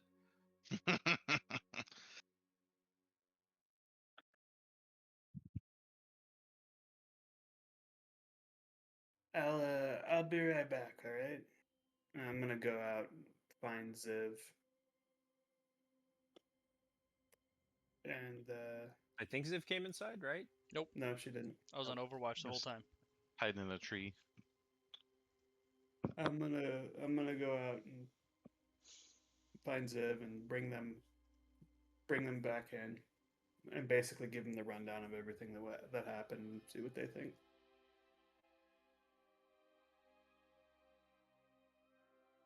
Sorry, guys. I was trying real hard to make a persuasion check there, but I got nothing. He just doesn't have that much to give you, right, for this. It's Well, not I the- guess I got his highest price. It sounds Yeah, like. you did. That's the I mean, cap. I'd love to do this, but if we get chased out of town, if we fuck it up, that's 700 gold is a lot. of a gold. ton of money. Yeah. But That is, you guys are balling with 700 gold. yeah, I mean that thing is gotta be worth like thousands and thousands of gold. That's the other thing is if we end up stealing it and have to skip town, maybe we just take it. Mel, you know what? Other option, we could take it ourselves. If we get found out, we grab it and take it to the ship crew. Yeah, just And then this guy will have more reasons to want to kill us. Well, yeah, but then we also probably get like a finder's fee or something, and with the Yeah. gratitude of people who at the own very a least, we skyship. chase out of town. I will say you've rolled some high insight checks on him, Marin, and at least Kijo's impression is that this is not a good person, but he's not trying to trick you. Yeah. No, I think given Kijo's backstory, she knows a lot of characters that are similar to this guy. What languages do you guys all speak, by the way? Common, Undercommon, and Elven. Common, Protean, Halfling, Elvish. Common, Draconic, You can trade out Infernal, Protean. Celestial. There's no What's that? Protean. Protean's from a different game that's not Dungeons and Dragons. I don't know. If The you wanna game said it check that, was. that I don't know. it's from Esper Genesis. I speak Common and Kurai. I made up a language called Protean and I mastered it. Okay, never mind. Common and Korean. Wait, None no. of you speak the correct, so you can all disregard. I speak Kurai. Close enough. Kijo is a Kurai. Korean's cousin. Well, you guys all get cozy in the storage closet, I guess. I want slept to just in like worse. sleep outside. Where That'd the be worse. Manticores are. Well, Wow. there's Manticores and shit. Fine. I suppose that's Yep, There's Kijo can sleep right next to me, exactly where she wanted to be, obviously. fair. Yeah, and Ziv is right next to me, exactly where she wants to be. Stinky, sweaty human. She hates men and she hates humans, so I'm like the perfect storm to be right next Look, to her. hate's a strong word. thinks they're inferior is not the same thing as hating. And Ziv has strong You know what? feelings. You know what? That is so true. They're not worthy of her hate. She thinks men are perfectly good for lifting heavy things and reaching the top of shelves. I mean, that's true though. Great slaves for Grove Society. Just really efficient laborers. But they're well, far too emotional to be in positions of leadership, you know. Unless you guys want to discuss any further, this is where we'll end the session. No, I think it's a great spot. You guys can. We'll think about what we want to do. I still have all 3 guild offers on the table. We should probably decide what we want to do though, so you can prep for next week. That would be super helpful. By the way, I decided what I cast my light spell on, and it's obviously my amulet with my holy symbol to Algrix. I love it. I don't know why I forgot that I had that. Look at that, Marcus. He's your bitch. It seems like Yurthir doesn't have any issue with the morality of this. No. What vibes is Kijo getting from Koji and Alex? You probably get the vibe that Koji doesn't really care for this, but isn't going to oppose it if everyone else wants to do it. He's not going to rock the boat. Okay. Yeah. And what about Alex? Alex is basically on the fence. I really can't stress enough for your guys' characters. 700 gold is an exorbitant amount. It's an insane amount of money, but that's crazy. I mean, considering we're talking about like 15 gold to go into this dungeon that only shows up every 10 days that everybody wants. I mean, you guys doesn't even kill you when you get in there. You guys immediately jump to like upper middle class. Yeah. Like with one job. And so Alex has mixed feelings, kind of like Koji. How does Ziv feel about it? Ziv doesn't even understand why there's a moral quandary with stealing people. If they can't defend their stuff, they obviously don't deserve it. Okay. It's kind of like Rocket at the end of the Guardians movie. No, I want it more. You don't understand. She hasn't picked up on the cultural differences quite yet. Yeah. What about murder? Yes, it's very against the law. I like to imagine that one of you is like just like super religious and is just like, but hey, Varsum wants us to steal this. He says we gotta. Kijo doesn't have any problem doing this, so it sounds like it's something we might do. All right, I will change my Protean to Primordial. So yeah, my vote would be to take this job, but also to join the second guild that we went to. Yeah, I mean that's much more interesting in my opinion than the blue whoever's. So then I would want to return there and see what they have on offer, and then Kijo doesn't particularly care about either of those guilds one way or the other. Job's a job. Yeah. I like that they'll make us magic items, and we already have some Manticore stuff, so they could already start making us magic items from that. Potentially, if we could afford it. Manticore items are, you got the impression, are like the magic items they make. Like they're not like expert magic item craftsmen. They're like, we've killed a lot of Manticores and we know how to make them into cool stuff. Here's the other thing. If these hobgoblins aren't an actual guild, we could still join one of the other 2 guilds and still do jobs for these guys. Exactly. As long as we don't run into a conflict of interest. Yeah, they are not a guild. They are a tribe that is... They're just hiring people to do shady shit. Yeah. Right. Well, would it be a conflict of interest if, say, we took this and then joined the Manticore Guild, but somebody else in the Manticore Guild bought a Tier 1 contract that happened to conflict with this job, but we weren't actively working for the Manticore Guild for this particular job? Is it a conflict then? Might be a question for... I mean, I know Zivdira's answer to the question, but... Yeah. Yeah. You guys just let them look for it. They're hiring all these people to go look for this thing you already stole. Found, please. We found it. Yeah, I think Alex is mostly okay with the idea of finding things. He's less okay with the idea of actually stealing from people.